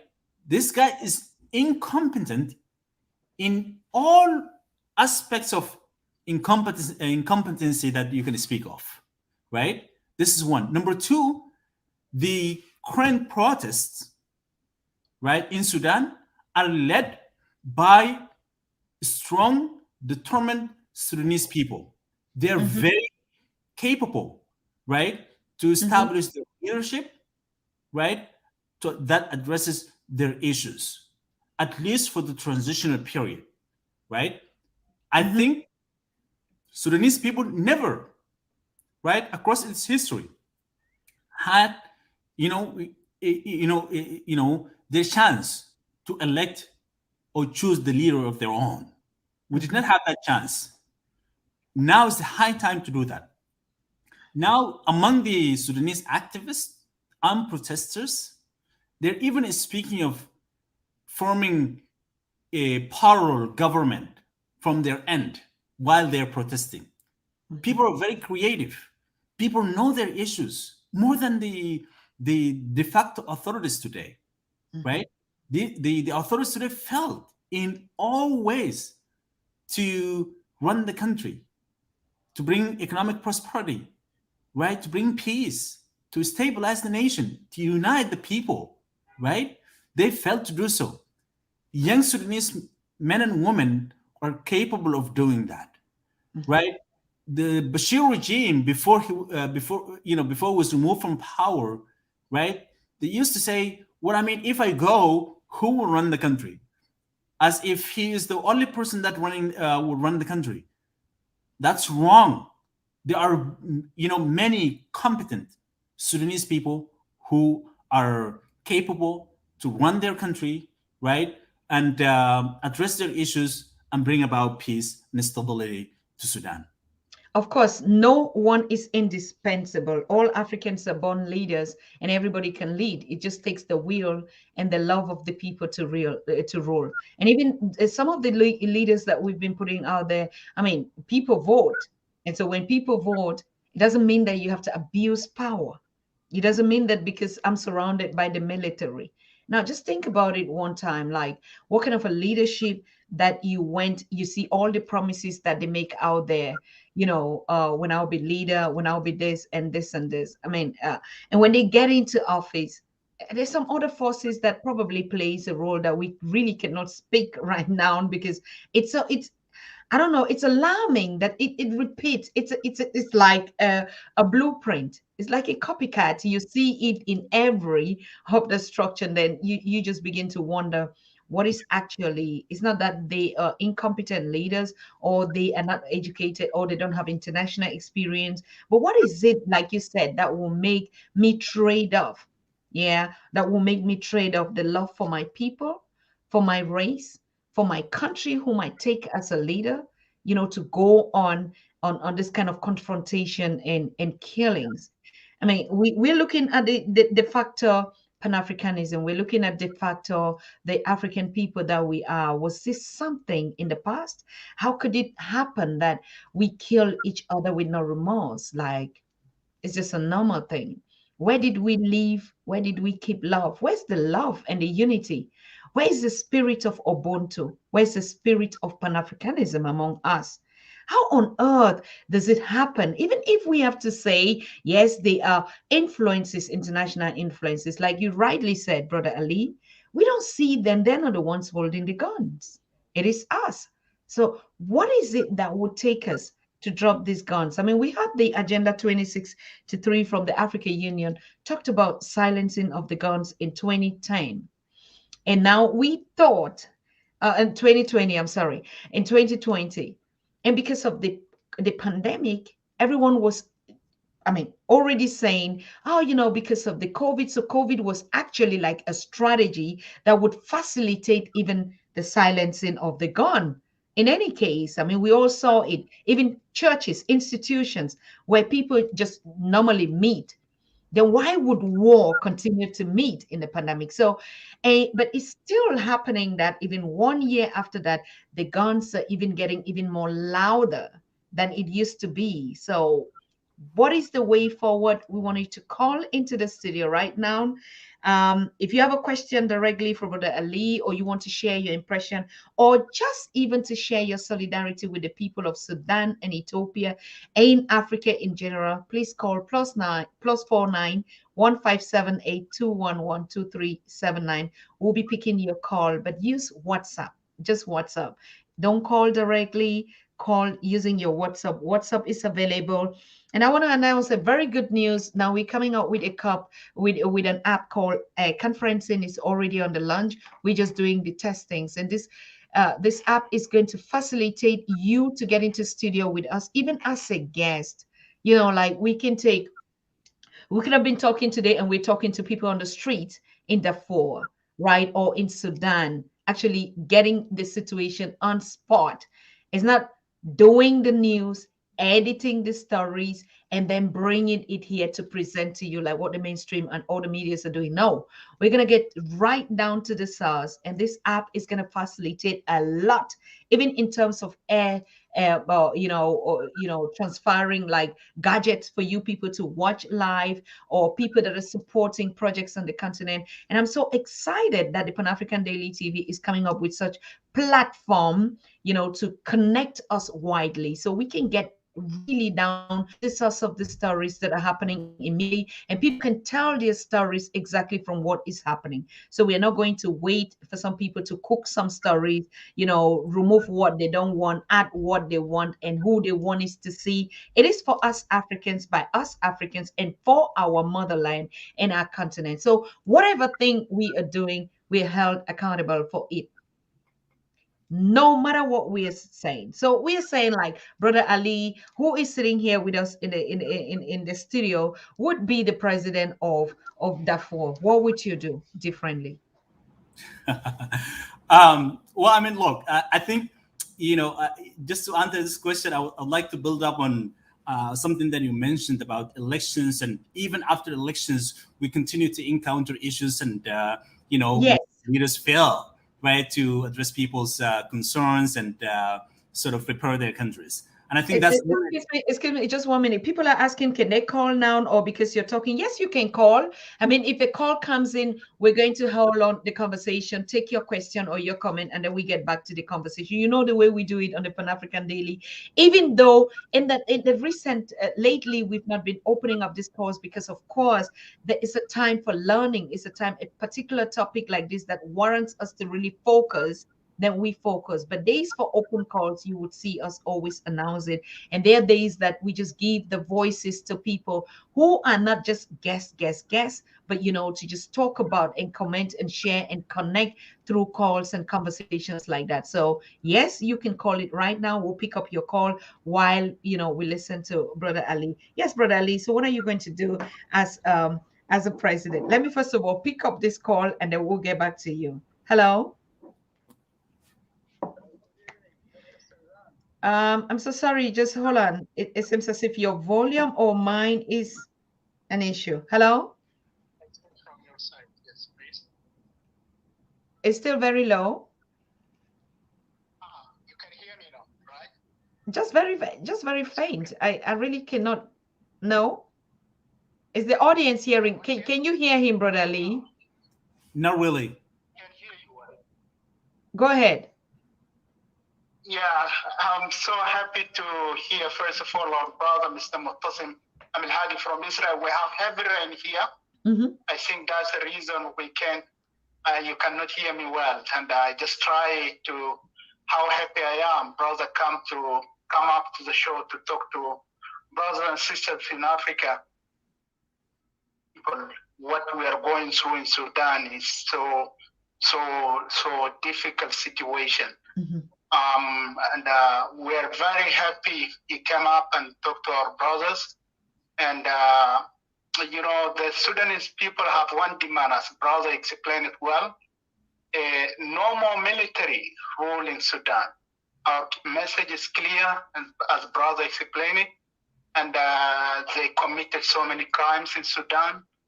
And that's the reason we are tired. The Sudanese people, no more military. No more military. We have been victims. I'm 35 years old. In my entire life, I never voted for anyone because I've been under this regime over 35 years. Imagine, until today, we're still struggling, fighting against this. But my brothers, Sudanese people, I'm happy we're here with the brothers in Pan-Africanism. This is the only way we must embrace the Pan-Africanism. African unity, if we together, through what we are going in Sudan, this is the African war. Mm. And the mentality those military have is not the Sudanese people mentality. They just been driven by other colonials, whether you call Arab countries or you call Europeans, they're the same. And we suffer a lot. That's why the South Sudan now separated. Therefore, for 19 years, we have been going same tragedies until today. You see, and I'm just so happy, and how happy I am to have Brother Mutasin here to explain to my brothers in the diaspora or here. And we really appreciate him. He's a truly leader. And we have been together with him for so long. And he's a great Pan-African. Thank you so very much. Where are you calling from? I didn't hear that well. From Israel, you said. I'm calling from Israel here. You had it total, yes. Thank you so very much for calling out there. What is the situation like? You are also a refugee from Sudan in Israel, isn't it? We're so many friends here in Israel, and not only Sudanese people, but so many Sudanese people as well. And situation is the same, whether you are in Europe, whether you are in Africa, whether you are here. We are going through a lot, but we cannot talk it here. And Brother Mutasin is one of the great activists. He knows better than me because he has been here, he has been everywhere, and he knows all this. And he has been our leader for in all places. He knows much better than us. And we're so grateful we're having him on show today. Thank you so very much. Yes, our solidarity out there for you people and your families back, and we continue to to stand up as a voice for Sudan and South Sudan and African countries where we are. Thank you for calling in. Yeah, and one thing, you know, the unification for African people worldwide. This is the only way forward. We can be able to come to find the correct solution. But if not that, I don't think it's possible, dear brothers and sisters. It's not possible. Not possible. We must come together and look every corner of Africa as one. This is what we are fighting for. A Ubuntu spirit, as you said correctly. Yeah. Thank you. Thank you so much. Thank you for adding your voice, and we continue to grow louder in our protests, in our campaigns, in our awareness, sensitization. Please. Yes. Thank you so much. Please. Yeah. Good. I mean, you heard it. The African unity, you already talked about it. It's one of the fundamentals that would take us to liberate ourselves and to contribute in building the Africa that we want, and also to do business, you know, with foreign partners. That's not what we're disagreeing on. But when we talk about Africa unity, I mean, we're talking about our spirituality. So we're going, you know, to what really defines us even before the political structures and system. And that's the reason why we're launching the Kingdoms of Great Africa, from the Africa we want global. And it should be this call. Our one main goal is unity. And so if we already don't have empathy for any other person, whether it's in the Caribbean or it's on the continent, all of us have to stand up with this one voice, and that's the unity among us. In this Caribbeans. Hello. Hello, Susan. Yes. Hello, bro. Welcome. Yeah. You know, Susan, I don't know where my heart is at right now. Because, you know, of course, let me mention I'm calling from the Caribbean. Think it's a Nevis. Yes. And we're learning of something that is happening in Ethiopia. And, you know, Susan, in my opinion, I am going to say this because looking at what is happening, it's almost like they are creating scenarios in order for them to come in. And Susan, I am doing what I have to do here because we have to cause awareness. We have to reach our people. I am in conversation with a lot of youth on the continent of Africa from different African countries. And these youths are not, they does not know what is happening in Ethiopia. They don't know what is happening in Sudan. Absolute. I'm talking to youths in Nigeria, Ghana, Rwanda, Tanzania, and they don't know what is happening in Ethiopia. They don't know what is happening in Sudan. I mean, I'm talking to a guy from Sudan, and he don't know what is happening in Sudan. So, you know, the system is against us, and it is so sad. It is so sad. I mean, here we have I was on my airwave today, Sudan. I was talking about what we need to do. We need to lend our voices to what is happening in Ethiopia, in Sudan. And our people are saying, well, I am a Kittitian, I am a Nivision, I am in the Caribbean. That is so painful. Because Sudan, everyone in their own geographic space, you know, the world is a global village today. We are so diverse here in a little small island with 55,000 people. We have Indians, we have Chinese, we have Russians, but these people who are here know where they come from.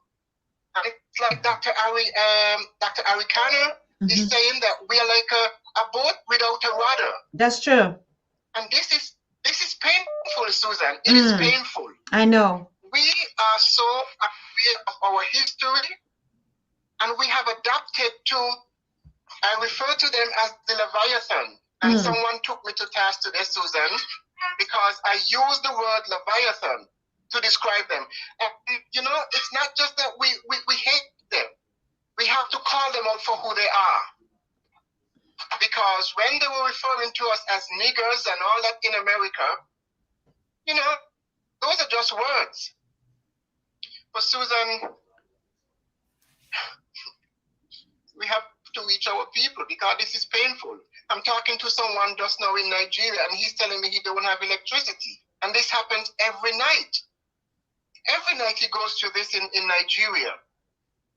I was looking at a young lady you had on her show, and she was asking why the guy in Nigeria, the billionaire, I can't pronounce his name right now. Yep. Why he don't go into a platform that would service the continent with news broadcasting, you know? To know that people on the continent are living at this 21st century without electricity, not being there 24/7, it is painful, Susan.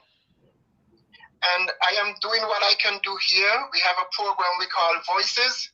And I'm causing awareness, Susan, because, you know, we have had our first African summit, Caribbean African summit in September the 7th. Correct. And no one is talking about it. Correct. The curriculum. No one is talking about it. Yes. And I am keeping the fire burning because Mia Motley was profound at the Climate Change Summit and at the UN. And you mind? Susan, take the call. I'll call you back. Okay, no problem. Thank you so much. Thank you. Yeah, it's the same thing. It's not different from what you said, brother. We have to create this connection, even though the situation is actually unpleasant, like we were saying.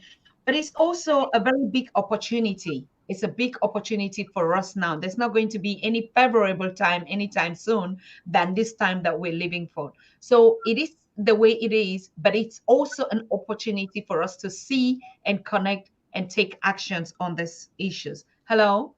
So the way it is, but it's also an opportunity for us to see and connect, take action. Hello, good evening. Good evening, ma'am. I'm calling from Kampala. From Kampala, Uganda. Yes, thank you. Thank you too. I'm very grateful to be with you, Suzanne. Thank you so much, sister. I'm very grateful that you are calling a woman. I'm also proud to be with my son, Mutasin Ali. Yes, I'm a refugee. I stay in Kampala. I'm from Sudan.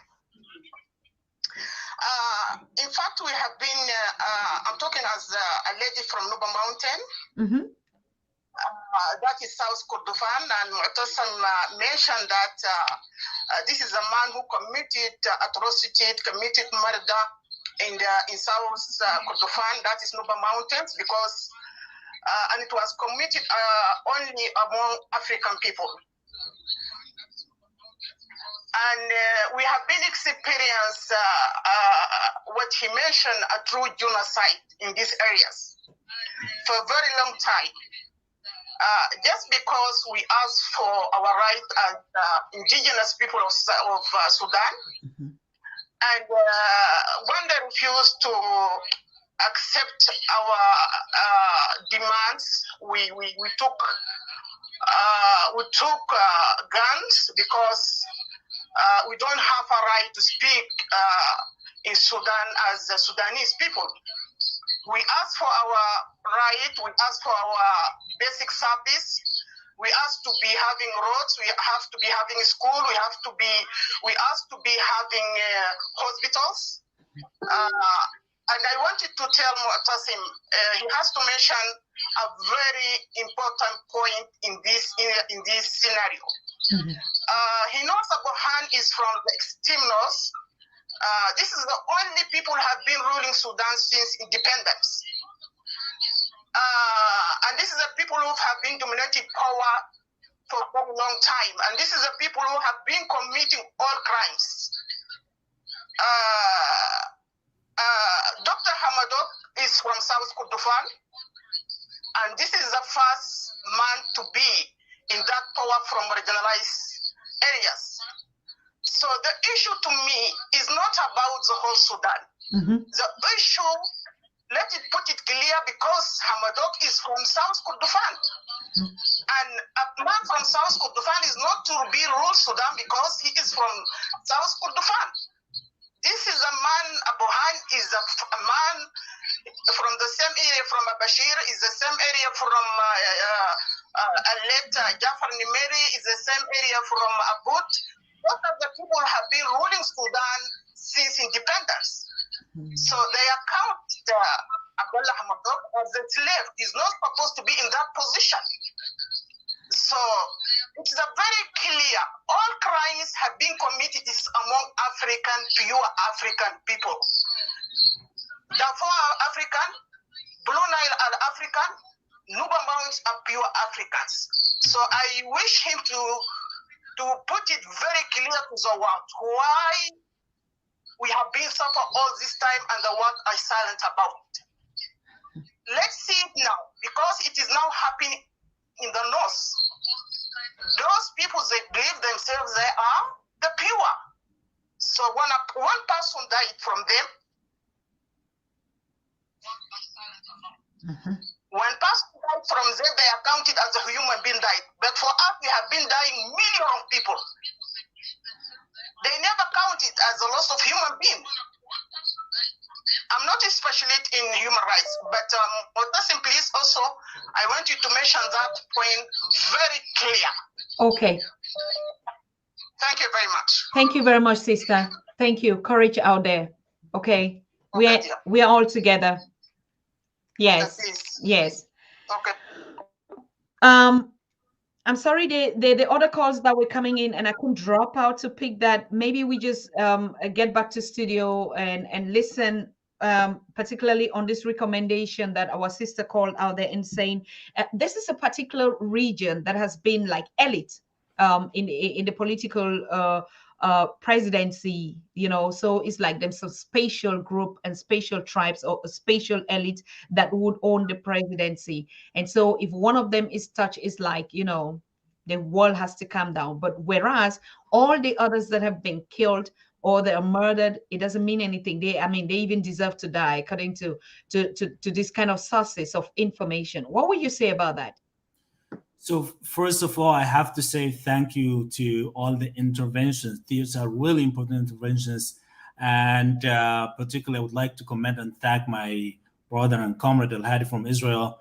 And, my regards to the people in Israel who also had to leave to leave Sudan and other African countries. Actually, we have, Africans from Ethiopia, from Eritrea, from Western African countries that are in Israel. And this is because, their countries did not have place for them.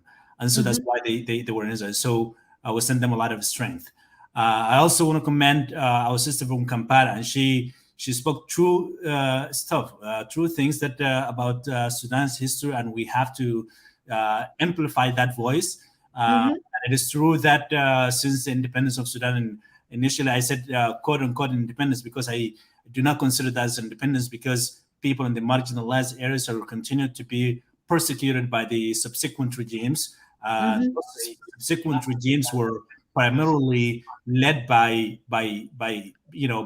individuals and specific ethnic groups from northern part of Sudan. That's very that's like a true evidence that nobody can sort of dispute. And then she mentioned something about Prime Minister Abdullah Hamdok. So just to give a context to the audience, when they the military junta who removed Bashir from power and civilian leaders, some of them involved in leading the protests in 2018, sort of signed a joint agreement. As part of that, to establish sort of a government. And in that government, they brought a prime minister, Abdullah Hamdok, who's now actually under house arrest after the military coup. And so, Prime Minister Abdullah Hamdok is not from the north and it's not from the Khartoum, and so that's why she was highlighting from South Kordofan. And so basically that's part of the reason why she says the government, Burhan, the military, conducted a coup. But I think I would, but what I will say is that I think the coup was primarily, I think, of course, the government has no interest to share power with other people, particularly from the marginalized areas. But I think the main reason why these people do not want power. Sorry. Yeah, it's okay. Because these people do not want to share power because of fear and accountability. Once you give up power and bring somebody from the marginalized communities, somebody from from communities that have been persecuted for years,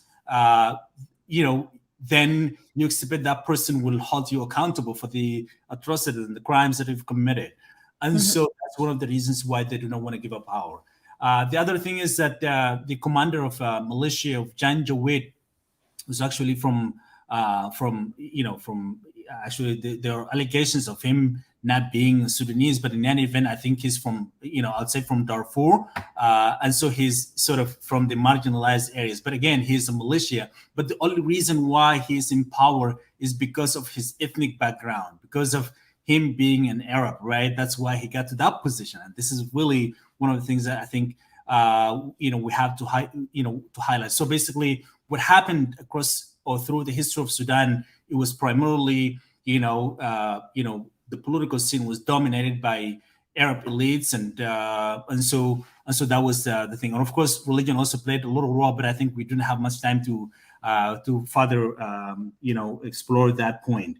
I think you asked a very practical question. If I were in a position of making a decision, how can I do it? And I think for me, this is less about being a president or vice president or anything like that. Is more of building states institutions, right? Yes. For instance, we're held, for instance, in other African countries, there were some of elections and all of that, but we still continue to see violations and dictatorship. What was the problem? And I think because we failed to establish, a regime, institutions that hold each other accountable. We need to have balance of power, right? Nobody, like the president, should not have, should not have a power, sort of overriding power, sort of more than anybody else. So basically, we need to have that system of check and balance. We did not build proper institutions, proper system of check and balance. So that's why we continue to fail. So what I will say is that it is less about, who being in what position, but it's more about building an institution and have a national vision that will lead country, from the despair of war and conflicts to prosperity and and stability. I think that's what we need.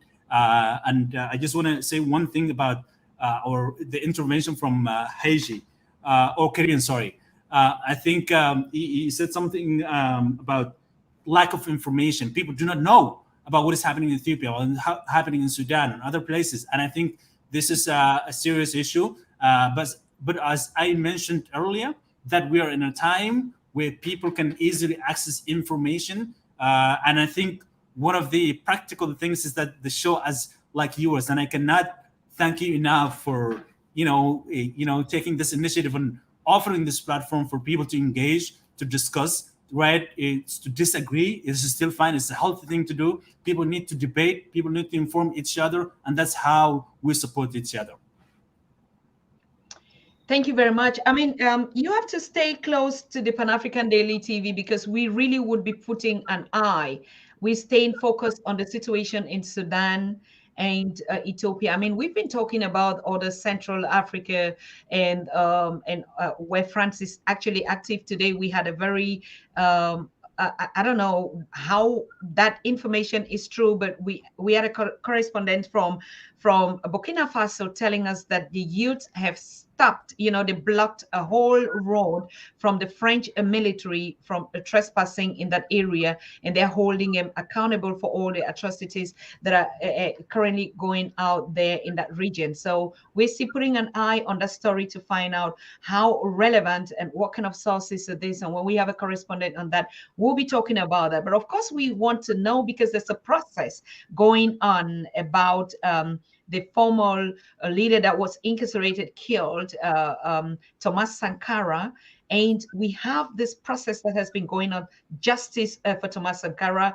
And so, like you said, it has to be some kind of accountability going right up to the Patrice Lumumba and coming up to the Thomas Sankara and every other, presidents or leaders on the continent, just like every other place. Just like, I mean, you will not come to Germany here and just kill some other person and go. No, you will be held accountable by the citizen and by the international community and by the Germans themselves. Same thing in America, same thing in the in UK and everywhere. So why not in Africa? So this process is currently going on, and next week we're going to be having the brother also that is sitting in that campaign to educate us on what next about the process of the Thomas Sankara thing. But like I said, we're going to keep an eye on Sudan. So next week I would like to get the sister that called in from Kampala as a guest. We want to hear the women. Women are coming up now, not just as women in terms of gender, but like mothers of the continent to say, I mean, it's been a long way. It's been far too long. And not only because of that, who are they killing? They're killing our children. They're killing us. It's only us mothers that really go through this pain. And when we're sitting, it's not in competition with the leadership or with the men or with anything. It's just like, how can we build the Africa that we want? Each person contributing according to its own competence. If I'm a mother and I cry so loud, how are we going to raise our children? Maybe some of us, we made those mistakes. We were not taught right to raise ourselves. But how can we contribute? So it's a compactable role that we're building. From our indigenous system, it was not a system of it's a man that has to be the president or is this. We just had our kingdom systems. We had the kingdom system. And even in that kingdom system, the mothers, the queens were actually the ones ruling. When we say rule, it's not because you sit and they call you a president or they call you a queen sitting on the throne, but the community work in taking care of the children, in taking care of the system, in taking care or even supporting the kings to rule. That was the role of the African, the indigenous African. And I think it would not be a bad mistake when we revisit our traditions, our cultures, our former systems. How did we even get here? What happened? What happened that we gave in? What happened that we adopted the systems? Of course, we're not going to cut off from them, but how is it that we can also empower these other systems so that we can have a unified and another model that will be so special for Africans, that Africans are going to decide the way forward? So I am very happy, and I'm also very thankful to have you here, Brother Ali, for taking out your precious time to educate us on the situation of Sudan. And we're calling on all Africans worldwide. It is a time for you to own up. When we're saying we hold our leaders accountable, or the regimes, or the systems accountable, we also hold you as a voice accountable. It is time. No other one person is going to build the systems. Even some of the times when we say, oh, now, because of the conflict in Sudan, now we're calling on the international community. No, we have to learn to build our own institutions, solve our own problems without the intervention of others. What we're telling the others is when you're doing businesses with our government, make sure that you take care of what they are doing to their citizens. So we are no more interested in who is good ruling his own country, but we're more interested in the actions on the ground, how the partners actually support the systems. You can change a lot just by raising your voice. You can change a lot. Like our brother from Saint Island in the Caribbean, Saint Kitts, sorry, is doing with his program The Voice. You can do a lot, like our sister Marlette with Connect Africa. You can do a lot, like we had Tierney Pepper here with African Esquire. You can do a lot, like sister Shanice is doing, like Juliet Ryan is doing. Every other person that is standing out there and just saying something. giving their platforms. You tell your stories. Come and educate us about the situation in Sudan, in Ethiopia. But it doesn't mean it must be only a Sudanese born. We've had others, correspondents that are actually focused. Like when Al Wahab, we're going to have him on the situation in Sudan. It's just that he was sick for a while, even Ethiopia, and that's a global diplomat that we say in terms of diplomacy and policies. He knows every nook and corner. But tell me, he's not a Sudanese. He's a Ghanaian, right? So that's how Pan-African we have to be, with every tool, with every strength that we have. I mean, you Africans, we're the best storytellers. We are the best storytellers. Nobody can tell a story like an African. So, but the question is, what kind of stories are we telling? Shouldn't we be telling stories like this? This is the right time to be creative. Our talent for what kind of thing? It's not just they're killing people, others are busy posting bling blings and stuff like that. Come on, give me a break. It is a time that all of us have to come on the table. If we have to entertain, then we're entertaining unity. If we have to create comedies, it all has to be about Pan-Africanism.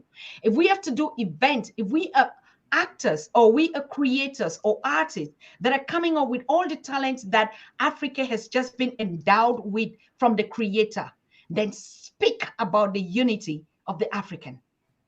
Rise up as a voice, whether you're a comedian, all of us are orators. We are born and given that gene, right?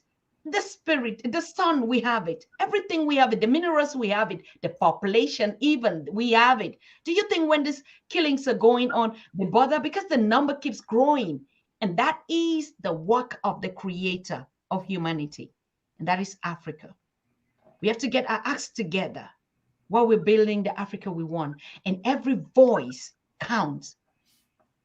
Black, purple, white, everything. We're calling on all of you to rise up and for once liberate Africa. I mean, we saw solidarity with the world when something happens.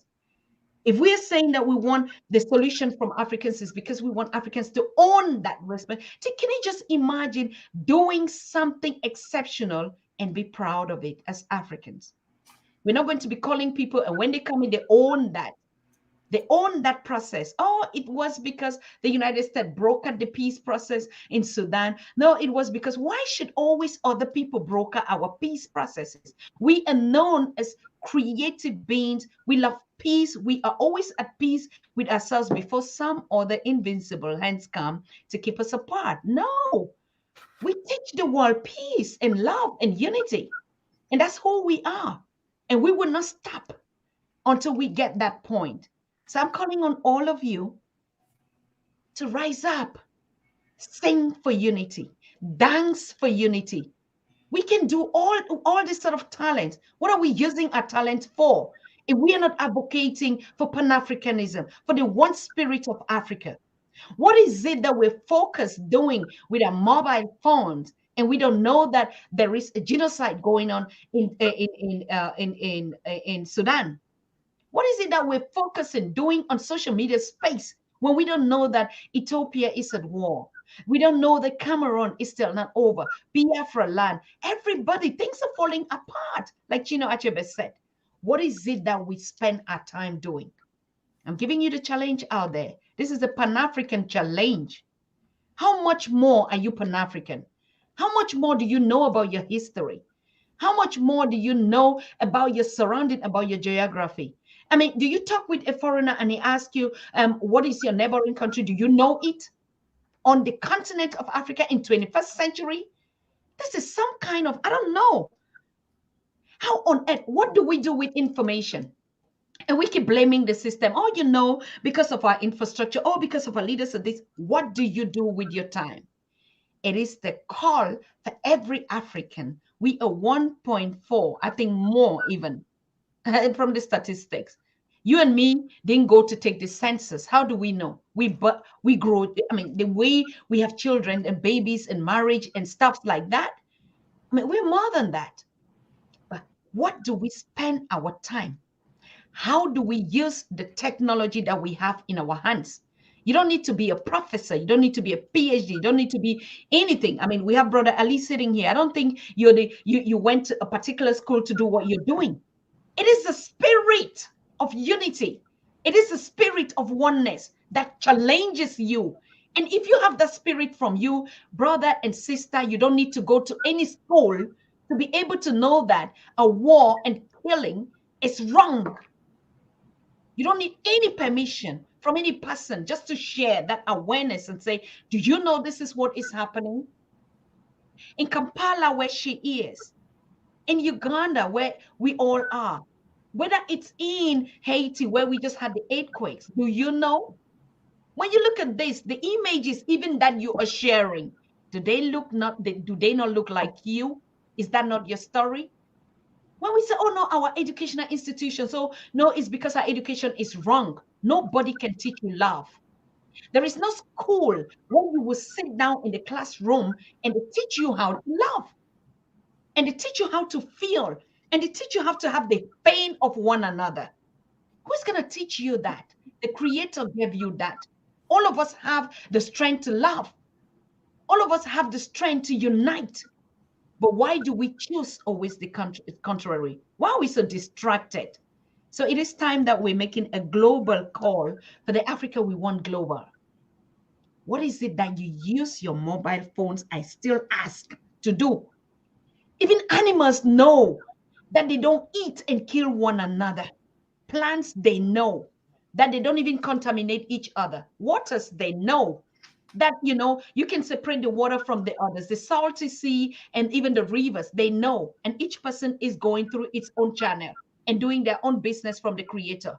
How much more of us that are humans killing one another with no remorse, and it becomes a lifestyle? No. We are saying no. Stop the war in Sudan. You're going to go on your Twitters right now as I'm talking, and you say, stop the war in Sudan. You're going to tweet all night in Ethiopia, in Cameroon, in Biafra land, everywhere, in Kampala, everywhere. Stop it. And it is nobody that will do it. Can you just imagine that 1.4 and in the diaspora tweeted now?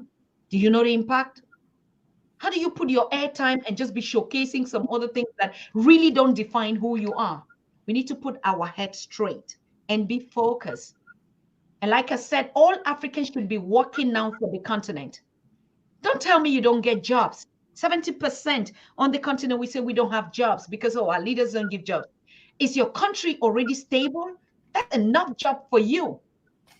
That's enough job for you. If we are passionate to build the Africa that we want, every African has a job. So there's nothing about unemployment. I'm not employed. I have a job to sit here every day and talk about the unity and give space and voices to my people. It doesn't mean if I have to go and clean to earn a living or to pay my bills or to feed myself, I will do that. But I know I have a job and a duty. So what do we spend our time doing? We are not unemployed. We just choose the kind of things that, are not saving us. And some of us are saying, oh no, until I get the job, then I'll do this. No, you have to do it now. All Africans, we are working for just one purpose now. We have a continent that is our employee. Africa, great Africa is our employee. And so nobody is unemployed as an African in the world, because we have a whole continent to build and to raise children that are dying, hunger that is killing us, diseases and that. We have a whole lot of job to do. What are the jobs that we're looking for? I challenge you today on the Pan-African Challenge. It is time for us to rise up. There's no more talking around or beating around the bush or being politically correct. And there's even just no more time for I did this, you are not doing this, this one is doing this. It's a collective effort. Yes, we're going to hold, even you don't hold them accountable. The law of nature is going to hold all of us accountable. We're going to go someday. And maybe before they even put you to the military tribunal, you just sleep and you're gone. So even without standing any kind of justice, the world had already produced the justice systems. All what we humans are just doing is trying to replicate the Creator, and we can never do that. So, but do you do your job? Do your own in your little space and with your little ability that you can do. Do it to contribute for peace on the continent. And we're also telling the whole world listening and watching us, it is our duty to make the world a better place. It is your responsibility in every act that you put. If you're funding a war on the continent, if you're doing business with those that are funding the war, natural justice is awaiting all of us. So let us think and let us think better. And it is something of the heart. Nobody teaches you to love or work for peace. Nobody. There's no classroom for that. Okay? So I want to thank you so much for being my audience. And if you did not already smash the like button on this show, please, you know what you're doing. Just do it because that's a symbol of unity. And if you are not already patient enough and staying with us right here, I appreciate you so much. I still see a lot watching on Facebook and all the other platforms. That is massive.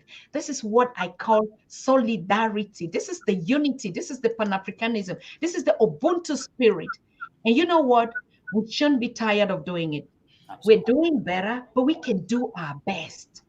We can do our best. Nobody said, oh, Africans should wake up. Africans should do this. We already were woke up. All the blood of our ancestors are in us. We know the right thing to do. We know how to do it. What is stopping you? I really have to run for another meeting, but really yes, I really enjoyed the conversation and keep doing the great work. And I'll be happy to appear on the show again. Thank you so much. We'll be reaching out to you, Brother Ali. And it has been a wonderful pleasure. Continue to do it. We are one spirit with you. Thank you very much. Thank you so much. Yes, good night. Yeah. Good. We are also rounding up the conversation for today. And like I said, we're inviting you again tomorrow on another moving session with Brother Gabriel Christian. And he's going to handle Ethiopia like no other person did. I mean, those that already had a taste of this brother last week, they know they cannot breed the ancestors that resurrected in him. Believe me, all of you are replicas of your ancestors. You just need to check which ancestors did I come in his skin. And who was he? Was a warrior? Which one is me? How am I representing that role? Because all of us carry that DNA of all of our ancestors. Okay? So yes, join me live tomorrow, same time, 8 p.m. in South African time. That's where we get our orientation because we have the same time zone, and 2 p.m. Eastern Standard Time, America, and all your respective areas. Please just set the time, you know, when you hear a jingle. And for you to even make it more easy, make sure you subscribe, click your notification bells so we can come up at any time. You know, we are not the clock people. We react as our emotions are. If it is burning on the continent, you just see us alive, you know, alive on the TV. So we don't need to always be telling you we're going to do this. Just click the notification button and you get it done. Each time we come live, you're notified. Okay, you're notified so that you don't miss anything. You don't miss any show, because this is the strongest movement, the movement of the liberation, total liberation of Africa from north, south, west, east, and its people in the diaspora. It is now, and we're going to do it with love and unity. So good night to all of you. Thank you, Anu, for watching. Then back, you just said, yes, ancestor is in me, is a warrior. Thank you so much for watching. I mean, a lot more tune into this program today. That is the spirit. Yes, we have to rise up our voices for Sudan, for all the continent. A victory for Sudan, Ethiopia, and Cameroon, and all the others is a victory for the entire continent. Okay, thank you. Good night. We see us tomorrow. Bye-bye. You are watching the Pan-African Daily TV with Dr. Susan Tata. The Africa we want. Unity, consciousness, our culture, our spirituality, our history. One Africa for Africans worldwide. Motherland's calling its diaspora home. Join my voice. Join my team. Join my campaign. Campaign 21 hashtag 1 million subscribers on the Pan-African Daily TV YouTube. Be a volunteer. Apply now. Be the new Africa.